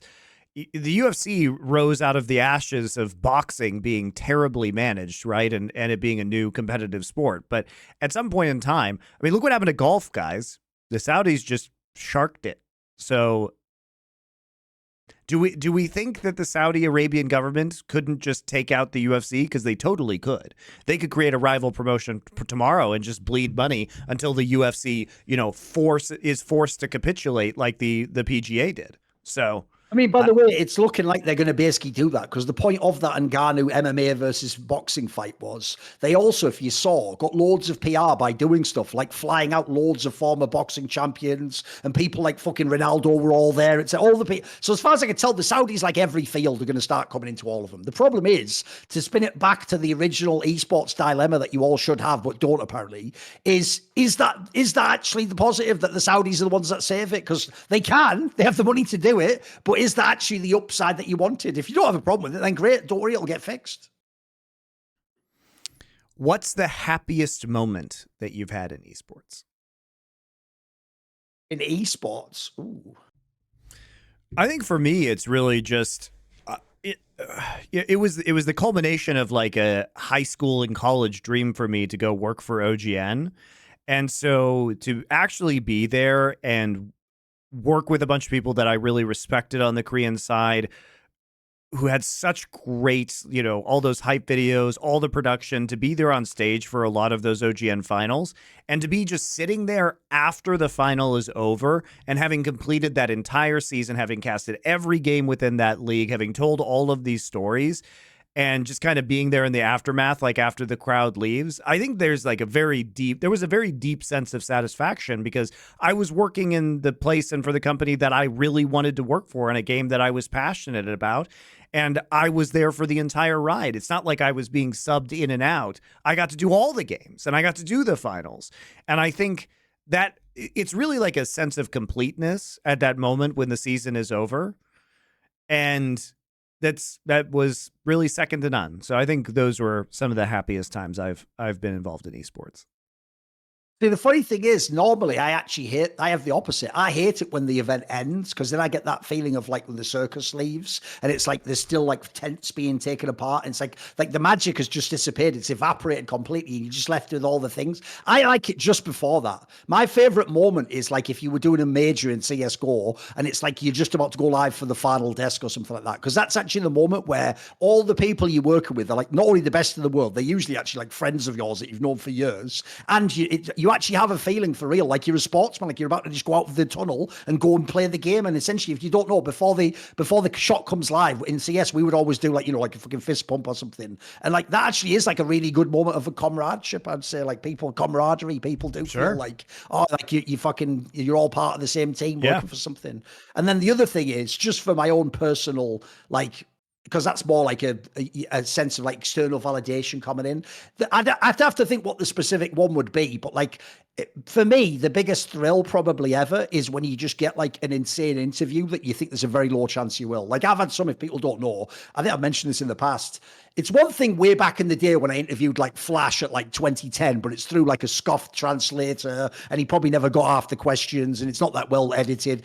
I have one that I did when I was working with On Gamers, where I did an interview with Jdong that has proper like subtitles in a studio setting where I essentially just ask him anything I want about his career. Like those are the interviews where when you do it like well and you know you nailed it all and you got all the, and then it's also looks mega, like the camera shots, like that's very satisfying. And the joke is the actual satisfaction, bizarrely, is the moment you finish recording it and you know you got it. It's not actually when it gets released. Like it's actually why in my career sometimes people used to be like, "Why it's just released like a month later?" Because that's not the impetus to me anymore. Like if it's an interview about someone's career for 15 years, it doesn't really matter if I release it today or in a month, does it? It's all about 15 years ago. So actually, that's why I say the specific thing that's weird is somehow you yourself knowing that you did the interview is actually more of the satisfaction than it being released and everyone being like, "Amazing, great job." Because I've always thought if you're actually good, you yourself know if you did a good job or not. You don't. I've never understood that thing of being like, someone give me feedback. It's like, I know if I fucked it up, mate. Plus, I know if I did a good one. I think for you, the satisfaction is because you know the history so deeply, you know what questions need to be answered. So, the person who's going to derive the most satisfaction out of that is you, because you're going to be hearing the answers to the questions you couldn't research and it were impossible to research, right? So it seems like the ultimate satisfaction will be yours because you have all the other bases covered, whereas somebody else might be like, well, why didn't he ask this question? But you might already know the answer to that. They just haven't done the same amount of work that you have on the background of the subject. I'm all for people/companies getting sponsors, but there have been some hilarious sellout moments in history, like the Jerry Rice Popeyes ad. I don't know what that is, but I'll assume that's funny. What is the funniest/worst sellout moment besides TSM, FTX, and esports or entertainment in general? How much would it cost to change this name to Last Free Nation presented by OnlyFans? We could make amazing OnlyFans jokes. I'm totally down for the OnlyFans sponsorship. I'm totally down for it. But what is the most hilarious like sellout moment? What was that? Hold on, I'm gonna have to look something up real quick. One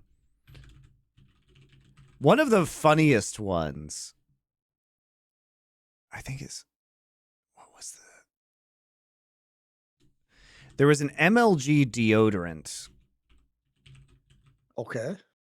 ad that has Rotterdam in it. The Warcraft 3 / StarCraft player. Oh, I'm trying to.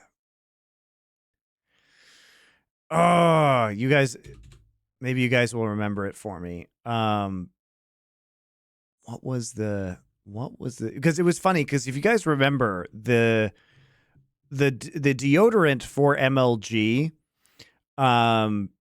the deodorant from MLG was, it was hilarious because they would give it out at these events, because obviously it was a bunch of unwashed nerds in a room, and there was this like deodorant mascot that they had, and let me find it. Fuck. I don't remember what you're referring to now. No, I've seen it. And it's like Rotterdam talking to this guy who's like dressed up like a deodorant stick. Fuck. I will find it. That was one of the funnier ones. Yeah, it was like a speed stick sponsorship, right? Okay. Yes. I was just trying to remember which one it was, or like wasn't like Lynx or whatever you call that one, like the Axe or whatever the fuck it's called. No, I think it was Speed Stick. All right, okay. Was it MLG then? Wasn't like IPL or something? It may have been IPL. I'm trying so hard right now to find it. I know it was with Rotterdam because it was so fucking funny, but it was like in the early, it was like it was something like 2010 MLG. Doa showed it to me one time, but there are some really funny ones from the old MLG days. Because they had like Dr. Pepper famously, but the deodorant ones are the funniest because they kept giving it out to everybody, trying to get them to wear it at MLG, like put it on at MLG events. Lines, even though it doesn't really qualify for the question, for my own amusement though, I will say, I think one of the funniest sellout moments was Chobra's origin story of how he got to work in esports, which is he did go to MLG, and because they were sponsored by Dr. Pepper, he just filmed himself drinking Dr. Pepper and then tried to get into the event physically, which in some ways is a mad sellout moment. Like, essentially, guys, he sold out before he even knew there was anything to sell out to. Like, that's actually pretty wild in some way. He actually started esports by selling out. There you go. There's one for you. What about, wasn't that, here's the thing. You did tell that story one time about how OGN had that sponsor, like KKK. And they wanted you to wear like the little. Okay, yeah, that one was super funny. Corn, like a white corn. So I kept that, by the way. I actually, I found it. Request that is the one. I found that hat, by the way, in a box of esports stuff that I have. So I still have it, it turns out. So yeah, so basically the story, if you guys haven't heard it, goes like this. So in one of the earlier seasons of OGN Champions in League of Legends, we had a sponsor called Kokalkon, which is basically Korean bugles. So they're those corn snacks that look like, you put them on your fingers, right? They look like claws, but they're these like corn cones. They're good. They're in America, the brand is Bugles. In Korea, it's called Kokalkon. So this obviously abbreviates to KKK, which makes you a little bit nervous if you're talking about like the Kokalkon Champions like season. But then one day, Doa and I walk into the studio, and on our casting desks are these like cone-shaped white hats, okay, that are supposed to look like the corn stacks. And they say, can you please put these on during the broadcast? And we just knew that the audience was going to see us wearing these two white guys wearing white cone hats and talking about the KKK Champions season. And we just we explained to them why we couldn't do that. But even so, what was really funny is that even though Doa and I weren't wearing the hats, everybody in the studio, all the fans were wearing the hats. So it was at the old Yongsan studio. So they had this like jib shot. So this crane is like going over the audience. It's like, welcome to Kokalkon KKK Champions. And it just goes over. And it's all these Korean people, like a whole, like 300 Korean people just wearing white cone hats. It was not great. That's pretty good. That's up there. That's up there for the story. That's really funny. But yeah, I found out that I not only kept it because it was so funny, I then shipped it back from Korea with all my stuff and refound it at Worlds last year. And I think we talked about it on my stream at Worlds last year because I found the hat again. Nobody wore it. I've got a quick one for you because here's an example of one where it's not like the person themselves sold out, like they just did it because whatever, but it's just like it is funny in a fucked up way, which is just because sometimes Americans don't understand other people's cultural like background. For example, when Janko, who is Serbian, worked for E-League, E-League actually had Janko do an advert for the US Air Force. And if people don't know, when Janko was a boy living in Serbia, the US Air Force and NATO were bombing his country using the US Air Force. So, like, I do think that is one of the maddest requests I've ever heard of any TO doing. Like they just didn't even get it, apparently. They didn't even think of the context of, like, oh, he's not from America. And they just had him do that commercial, which is like, what are you even talking about? That is beyond mental to me, but... Jesus. Good old American TV. It's all good. All right. I texted Doa because I know he knows where this deodorant clip is. Another video. Maybe we'll link it in the VOD or something. Yeah, I'll see if I can find it. The world's teasers this year have been super hype, starting with the Swiss teaser where at the end Faker says he will stop the golden road. Yeah, and all roads lead to me. It was a great line, I think. What is your favorite league teaser / cinematic they have done? I think the teasers have been really good this year. And honestly, I think it's a lot of it, like Fionn, I know, is working on them. And they've got this like Phil, I think his name is Phil Choi, the guy who's directing them. But they've been really compelling. And I think a good part of this, by the way, I think Shakarez has been working on them as well, is that they're actually scripting it for the players. Guys, Faker is not coming up with these lines. I think that the players are riffing on it a little bit, but they are being told what to say. And it's working. This is how it was done at OGN, too. OGN, you know those trash talk segments? Those were not organic segments. They were fucking told what to say. And yes, some of them had a little bit of banter and got going with it. But at the end of the day, there's only two options. You either get the line you want, or the player actually gives you something more. And either way, it works, right? So this has been a really good change, but this is exactly how OGN spent years doing it, and Riot didn't do previously. So it's a big win. But yeah, Faker's not making up those lines. Come on, guys. Problem is, I can't actually remember. Was it actually from Worlds? Because obviously my favorite line is just that toxic imp one where he's like, did you see Deft cry? Oh, Piglet. That was it. Piglet cry? Did you see Piglet? There you go. That's one of my favorites of all time. It's so toxic. I love it. I fucking love it. It's like, here's a good one, right, that you'll actually love.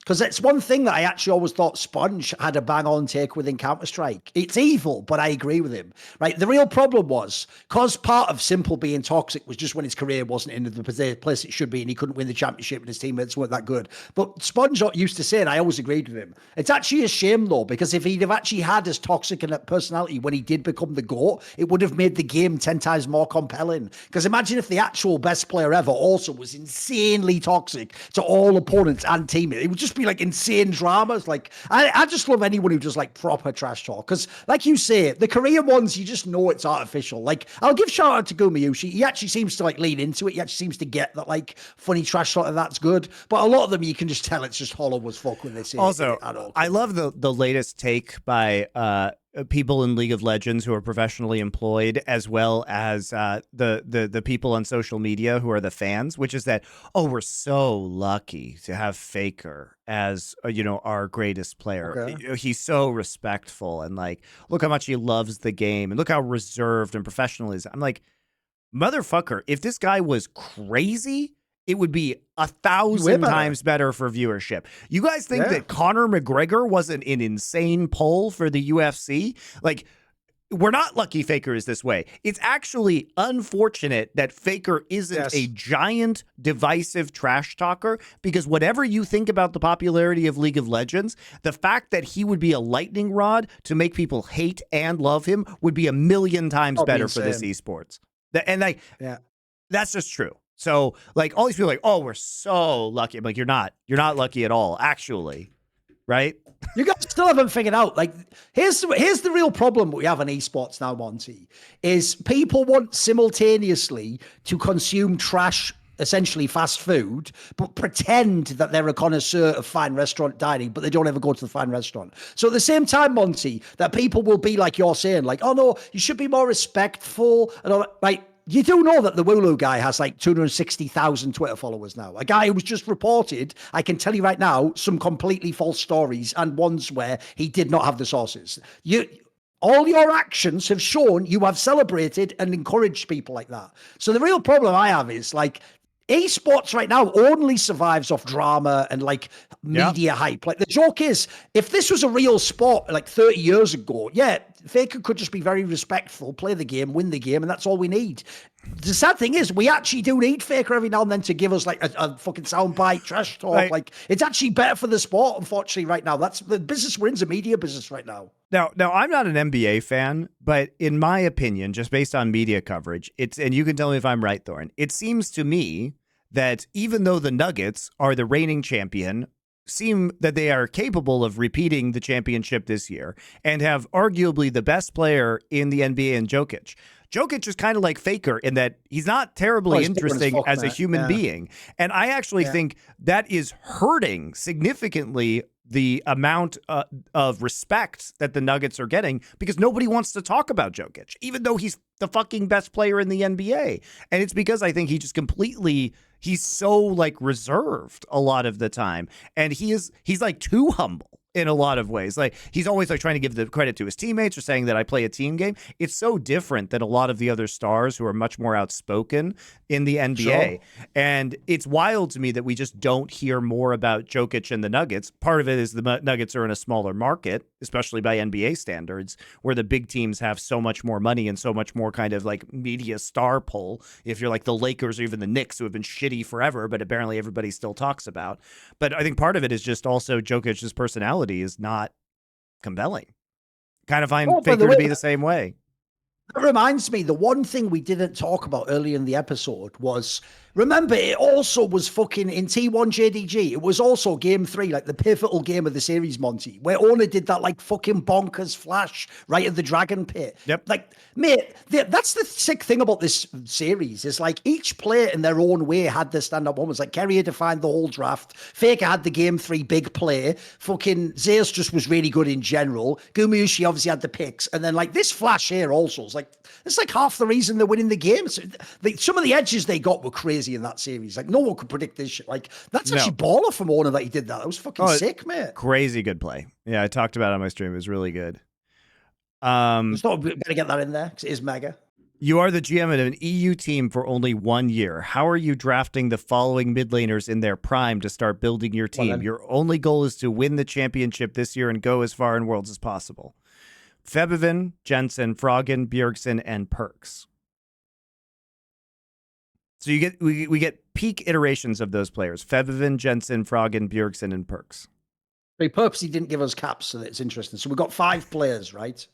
Yeah. And we're trying to win the first year.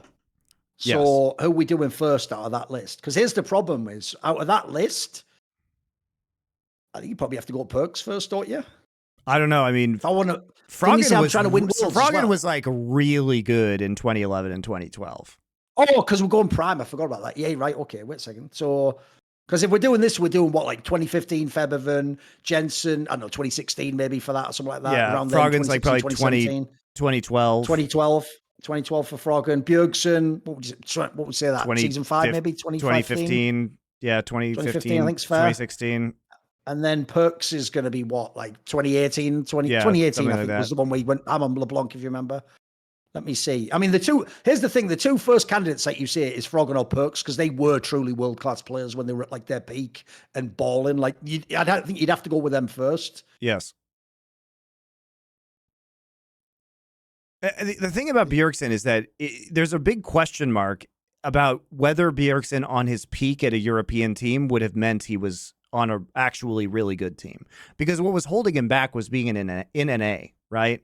He was clearly the best player in NA, but his teammates were always going to prevent him from doing something. So I think there's actually somewhat of a compelling argument to put Bjergsen pretty high up on this list if we're taking him in like 2015 and putting him on an EU team. It can maybe be like 3rd then. The problem I have is obviously I think he was just a bit underwhelming internationally. It's not like he hard in it, but he just didn't do a lot of them. So yeah, I would probably do like either Perks or Froggen first. Bjergsen, it can be 3rd if he wants. If not, then Jensen. I'd probably do Febivin 4th or 5th. I think that's fair. I think Febivin last, probably. Thanks for the book recommendation of Hyperion. You're very welcome. It's very good. Relatedly, my question is, who would cast from esports to play each of the 6 major pilgrims? Oh, come on, man. Oh, that's really hard because like those characters are quite different for people in esports. Yeah. Like, Also, I assume Cassad, literally one of our co-hosts on LFN, got his name from Cassad in Hyperion. no, he didn't actually. Really? He didn't, believe it or not. Yeah, I've asked him that loads of times, but he didn't. He got it from something else. Wow, that's wild. The scholar priest Leonard Hoyt, the That's soldier. The joke Cassad. is he should say it is from that, because that's actually probably a better character than whatever he got it from. Because like that character is such a a sick badass character in that book. It's baller, isn't it? Yeah. The poet Martin Silenus, the professor Sol Weintraub, the private investigator Braun Lamia, and the traitor spy of the consul. I don't know. We can't do all of them, but we could do a few. The problem is the Cassad one's an interesting one, because if anything, to me, by the way, I actually think the Cassad character, Monty, would be someone like Richard Lewis, where what makes that character awesome is it's someone who has like no fear to go after the enemy, even when it's unbeatable, because essentially, this is why I pick Richard Lewis. It's the sort of person who thinks like, I have nothing to lose, basically. So like, why not? Why not just fucking go at them head on, as it were? And obviously, I'll even say, just like the story, that is actually more effective a strategy than you think, because one thing actually most people, the joke is even the dangerous enemy often fears death or losing or expects you to perform in a logical way that would give you a chance to succeed. So I would say that's not a bad casting for that one. Legendary character too. Yeah, that's pretty good. I mean, Loco Doco can be Martin Silenus, the kind of sniveling poetic character. Just doomed forever to tortured on that massive also tree just or like, whatever the fuck it was. Yeah, just like incredibly annoying to be around, but also somewhat charming at the same time. Oh, so I figured out. Doet sent it to me. It wasn't deodorant, guys. Even though the deodorant was a famous sponsor, it was the Schick Hydrobot. It was a razor. It was a men's razor that Rotterdam is talking to. I'm gonna see if I can pull this up, just because it is really fucking funny. I'll send it to Thorin real quick so he can see it as well, because I can't do it in a way where Thorin will be able to see what's on my screen, but I will send it to you, Thorin. Hold on. And this is like, we'll have to watch this on our next like esports cringe compilation as well. So let me try and set this up. Holy shit. Okay. Yeah, exactly. That's the right answer. It's so cringe. Luckily, nobody's going to ding me for this, I think. Oh, this is good. We'll put this on the queue for the next smoking session. Apparently it was also the Game Awards in 2016, so I mean, this is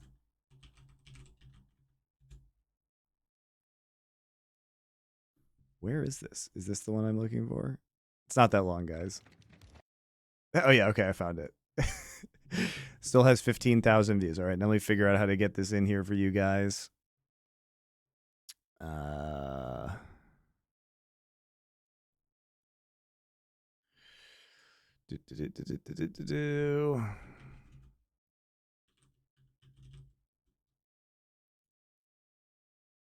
Okay, here we go.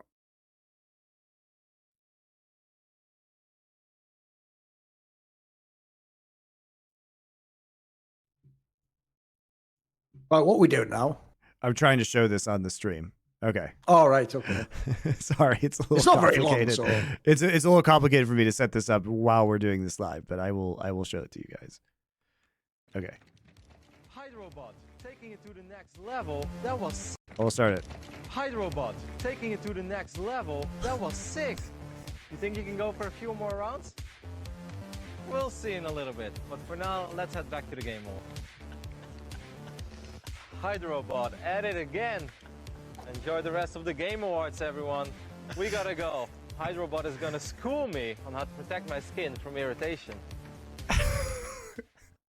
Hydrobot. It's the way that Hydrobot doesn't speak ever, though. That's the cringiest part as well, isn't it? The way he's just like, all right, how you doing? All right, Hydrobot, bloody hell, shut up, mate. Like, it doesn't even say anything, though. What's that? It's so weird, isn't it? It's so weird. Tell you what, Hydrobot, will you bloody shut up? I'm trying to tell him about this. Like, it doesn't say anything, though. What is that? And also, do you know the thing that really freaks me out is why does the Hydrobot look, though, like it is like some H.R. Geiger design or some like really disturbing like body horror effect? You know, it looks like some like 80s guy made the fucking shit. It's disturbing as fuck, that outfit. The fuck? Yeah, it's like super funny. So yeah, Some the Hydro bot is great. I guess it was for the Game Awards. So I misremembered it, but Doa coming in clutch with actually having it there. So pretty funny shit. We'll do that in the next esports cringe. It's too good. I forgot that existed until we had that comment. So let me go back to the questions. All right.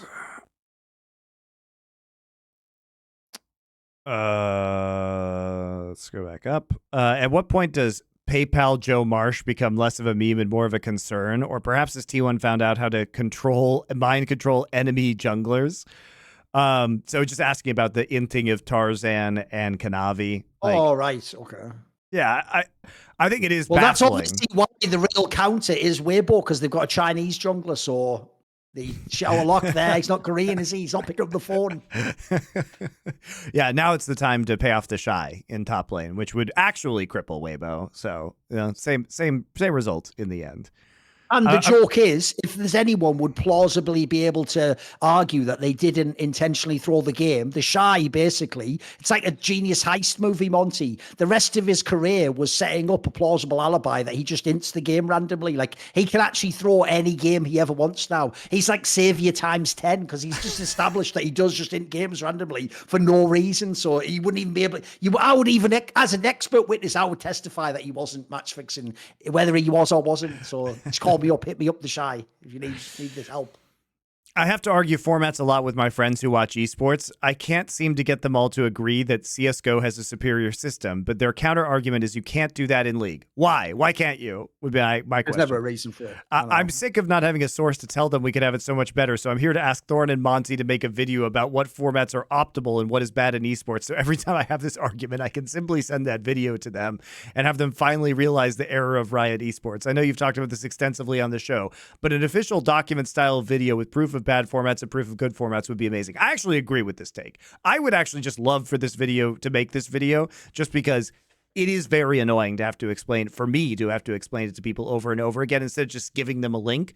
So maybe that's something we can do in the off season on Summoning Insight is we will have the format discussion to end all format discussions for like 2 or 3 hours on this show and break it all down with like visual examples and everything like that. That would be a great use of our off-season time. I'm going to write that down. Indeed. Because it's time to start a revolution. And while people are bored and have no other pitchforks to raise during the off-season, this will be a good one. With some League of Legends fans finally realizing a game doesn't need constant patches for metas to evolve. That's right, guys. The meta completely 180'd on this patch. Weird how that happens, how maybe pro players are capable of innovating on their own without constant patches like we've been saying for years. Was actually the argument always as to why even people like LS who want there to be changes don't want them to be too soon, because as you see here, Monty, the real problem games like League had is that they make the cycle too short, whereas actually what you always find in static metas is there's a second evolution point, a bit like getting a second wind and working out, and you don't ever know you've hit it until it comes. That's why I give the analogy when you work out and you get your second wind. 1 second before you get your second wind when you're working out, you feel like you have to quit, don't you? But you know if you push through, there's more there. And so it's the same thing. Like if this patch had finished after the Swiss system, no one would ever know this meta existed. Even though now what we found is it's flipped so hard into this meta that people who were on the previous meta on the same patch aren't even viable in the game now. Like the real joke, like we implied about the JDG series, is it wasn't any of the same bot lanes from the rest of the year. Like the rest of the year was basically not a warm up to this tournament. It was a distraction. And you know what I actually think happened? I think probably what happened was that T1 was having a very rough time in scrims and they lost to Gen G. And they were feeling uncomfortable. And they were like, well, we've been together for a couple of years. What if we just start doing some of our old shit? And then they found out that it worked. And then everybody else started copying them. I bet you anything that's what happened. I bet they hit a rough patch in scrims where they were just like, we're never going to win worlds doing this shit because we're just not as good at it as JDG is. So let's just fucking start doing crazy shit. What's your favorite esports event you've attended / worked and why? And is JDG still the greatest team ever assembled even after losing? To the latter question, I think the answer is yes. I still think they are the best League of Legends team ever. And I think it's a much more interesting conversation now that they didn't win Worlds, because if they did win Worlds, the answer is definitely yes. And there's really not a lot of room for argument. I still think they are, but that's a much more compelling. That might be another off-season video. Here's the reason why it's still a good argument, though. Because first of all, they did win 2 dominant LPL splits, but also because MSI is a way better format with 2 teams and the double elim, they got to prove it. Whereas if that was like a normal MSI, Monty, there's a reason why no one ever did say RNG was the best team of the year, even though they won the MSIs. Like, it just wasn't as good a format. So I actually think MSI actually is what allows them to have a chance to still be the greatest ever, because obviously no other teams ever won everything. So yeah, not a bad one. And what was the other part he asked about? What was the first part? What's our favorite esports event you've worked in? What would your favorite be? I still think it's the one that was in the rain, which is the first Faker win, the reverse sweep, where it was raining outside. 2013 summer finals with the Zed versus Faker, Ryu versus the Zed versus Ryu. Wow, I can't talk anymore. I'm so tired, guys. Faker versus Zed, Ryu versus Faker 1v1. Yeah, Faker versus Ryu Zed 1v1. It was really extraordinary because it was not only like the energy of that final, but it was the fact that it was actually outside and it was raining on me and Doa, and we were in like tuxedos and we were just fucking soaked to the bone in these tuxedos in the summer in Korea. And they had like plastic bagged our monitors outside, and we're in the middle of the game, like trying to wipe all the rain off our monitors. It was very exhilarating, I will say that. The other one that was really fun was the Busan Beach finals between KT Arrows and Samsung Blue. So that was summer of the next year. I'll just say for mine, I think it will probably be MLG Columbus, because it was the first $1 million major in CS, and they expanded the format. And it was just one where like everything was good. Like, believe it or not, even though I told you, I think one of the maddest maligned elements about America is because all the people telling you what America are like are from fucking the East Coast or the West Coast. They all just tell you everywhere else in America's shit. I actually thought fucking Columbus was pretty cool. It was a pretty nice spot, like, because it's wide open. Like, the hotel's super lovely because they've got as much space to want to build it. The venue was dope. Like, we were actually in like a real NHL stadium. It was where the Blue Jackets played. So yeah, everything was awesome. The fans were actually really sick, probably because they were like, NA fans know they can't only cheer for NA teams. There's one thing NA never gets credit for, by the way. If you go to an event in America and you're famous player from another country, they cheer for you as well. It's not like this shit now where, dude, you saw it there on that Weibo BLG one. Some of the fans weren't even in the fucking seats. The semi-final Worlds. Like, I think that's a fucking like half empty. Personally. That's a empty joke. From the people I was talking to there. Like, look, obviously they can be annoying when their team's winning, but they're actually underrated. Like, it's a pretty good floor for an event if you have any fans. So I thought MLG Columbus was a banger event all the way around. Had great storylines too.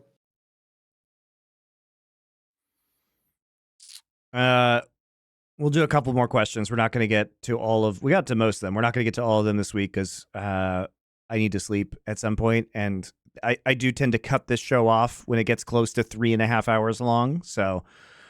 when there is a week between series, who benefits from it more, the favorite or the underdog, and why? Almost certainly the favorite, because when you don't have people to scrim against, because we have a week of no teams being active and they can't scrim against each other, so you have to you basically have to scrim like pickup teams of professional players who want to be playing and not on vacation, who are trying to help you out. It becomes very hard to innovate in a way as an underdog that is going to make you win the tournament, I would argue. I mean, as a general rule, I'd agree. Obviously, I think the scenario that would be different is if you had the favorite was a team that just plays a very obvious style and they're going to play like that way, but the underdog's a team that needs time to figure it out or has some super genius coach. It could obviously be an exception. Yep. How can Riot change the game so pro players, especially Faker, can play every champ in pro play? My idea is a role buff. So basically a champion would get buffs to Teemo top would get tankiness, Teemo jungle will get faster cooldown, Teemo mid will get AP increase. It's too complicated. It's going to be so confusing for viewers. It's already confusing to a viewer to see champions because a Caitlyn that is level 1 looks identical to a Caitlyn that's level 18 with 6 items. There's already a really difficult task in MOBAs with determining the power level of a character visually at any point in time. And if you add on top of that, they might have invisible indicators of, change stats depending on their role.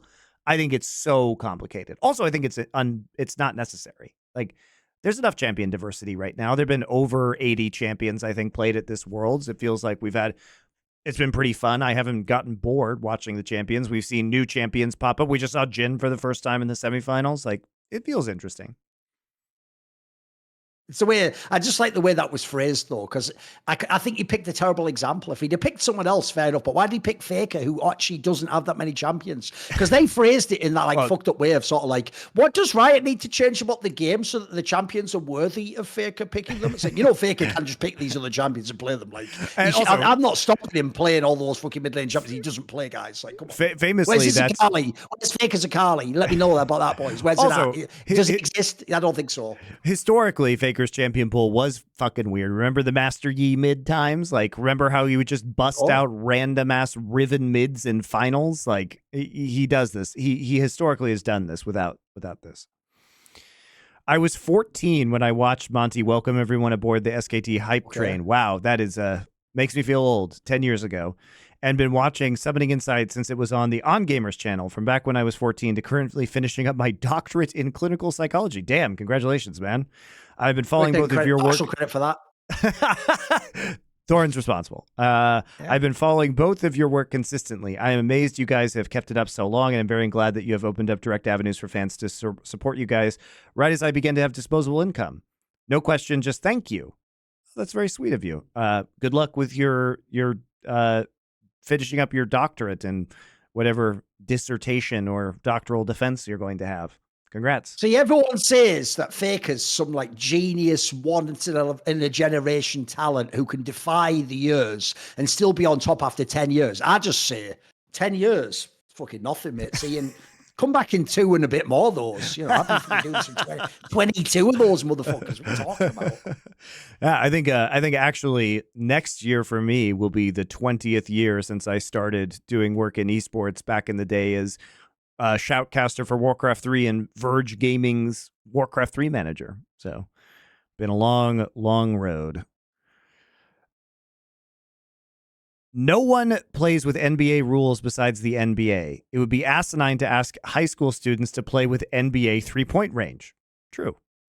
As such, why do bronze players get their champs nerfed because their champs are OP at the pro level? Why can't Riot just have pros play on a dedicated pro server with its own patches instead of playing under the same patches as everybody else? Great question. Also, why did they have to enforce no lane swaps via arbitrary invisible mechanisms within the tankiness of turrets? Why do we have to have that? Can't pros just play the fucking game? Apparently not. Riot has to make it so your bronze friends can, watch Faker play, even though they would watch Faker play anyway, so it doesn't actually do anything.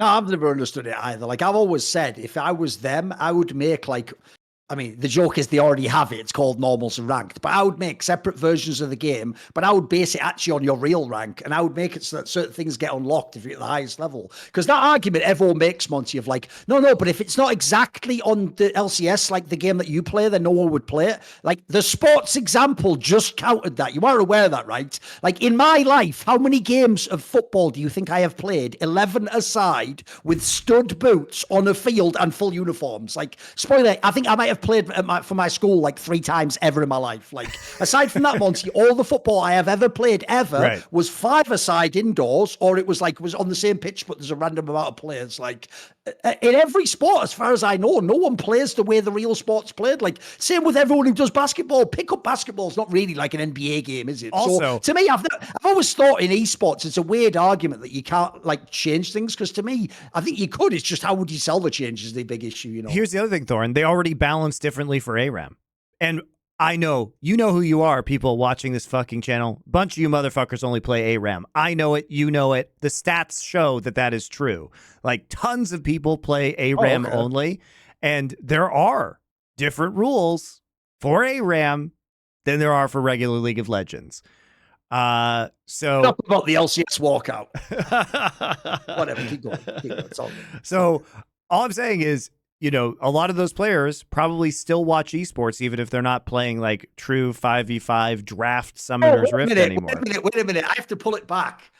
one of the funniest sellouts was definitely Doublelift selling out all the other pro players in North America via his stream, just so he could go, guys, I just need to let everyone know point by point how I don't agree or support anything that this walkout's doing. I, the largest figure and name involved with this walkout. Anyway, what do you mean I've fucked it all up? I'm pretty sure. Look at this message from Philip Aram. Thank you so much. Definitely stay alive. You deserve to live a long, long time and not whatever it is, redact yourself via your own hand. Like, that's a totally legit message. He says I did a good thing. Like, that's low-key shout out to Doubler for the sellout of the year. He did a good one, this one. That was fucking fire. That was hilarious. Yeah. Also, I think the other question that you have to ask is, why the fuck are we balancing for bronze? Why don't we just balance for the professional scene and let the rest of y'all motherfuckers sort it out in Iron? Like, who cares? Just play the OP shit in Iron if you have to play it. What's the problem with that? There can be a different meta in Iron than there is in Diamond. Just balance for pro play. Balance for the top 1% of players. That's what you should be doing. And trickle-down effects be damned, the meta will just change at lower levels. It already changes at lower levels, guys. It already does it, so who cares? Dude, the meta in low levels is nothing like pro play and never was, Monty. Like, to this day, I'm not exaggerating, to this day, people play Katarina mid and shit on all the games. Like, that is still a thing. Like, if people don't know, the joke is that even was a random faker pick about 8 years ago once. To this day. It's Master Yi, jungle, Garen top, Katarina mid. Like, get out. All of them do, mate. All of them do, of course. Master Yi's still a Tyrant jungle, you can imagine. Of course, all the shit like that never stops working, mate, because people don't know what they're doing against it, do they? Brand support, Zyra support. Like, get out of here, guys. Like, get the fuck out of here.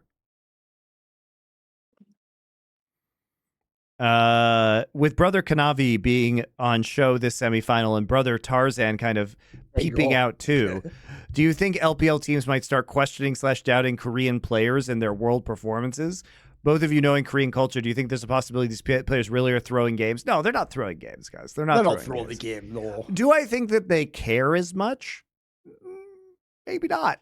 Maybe they're not entirely motivated in these situations, but I don't think they're intentionally throwing.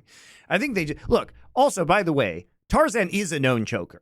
That's been true for a long time. It wasn't shocking that Tarzan choked in a high pressure match. That's kind of who he is and has been for a very long time. It was a little bit more surprising to see Kanavi, but to Thorin's point earlier, Kanavi did have some really bad games in LPL. And a lot of times when JDG would lose, it was because Kanavi was playing like shit. All of his worst games come with them losing, I'm pretty sure, yeah. So I will say, though, this is why, though, in the same way as I always thought was whack that the LPL talked mad shit with, like, Koreans carrying. At the same time, though, this is why, if the LCK does have the best understanding, they should win Worlds every time, Monty. Because think about still how many of these LPL teams have Korean players. Like, I even think that when I watch those fights. Like, the reason for me why JDG is the best League of Legends team ever, Monty, is because it's inconceivable that, like, Knight and Ruler can play the way they do when they don't speak the same language. Like, the way they play in team fights, you wouldn't know if you took the nameplates off that these players are, like, speaking, I don't know, like fucking English to each other or something, or scuffed Mandarin, because the way they're positioning in team fights, aside from that one series against T1, was fucking godlike. Like, I don't think I've ever seen a team play that well. It was insane. So how they overcame language differences, God bless, it's insane. It was amazing how they did that. Yeah, totally valid. We're going to do one more question, guys. Would CSGO ever work as a recognized Olympic game? I mean, the joke is, unlike League of Legends, it's one of the only games where you actually could do, like, all from one nationality, as we showed for a long, long time. And it would, and also as well, the other reason it would also work as well, Monty, because essentially there's a tournament called WESG did do this.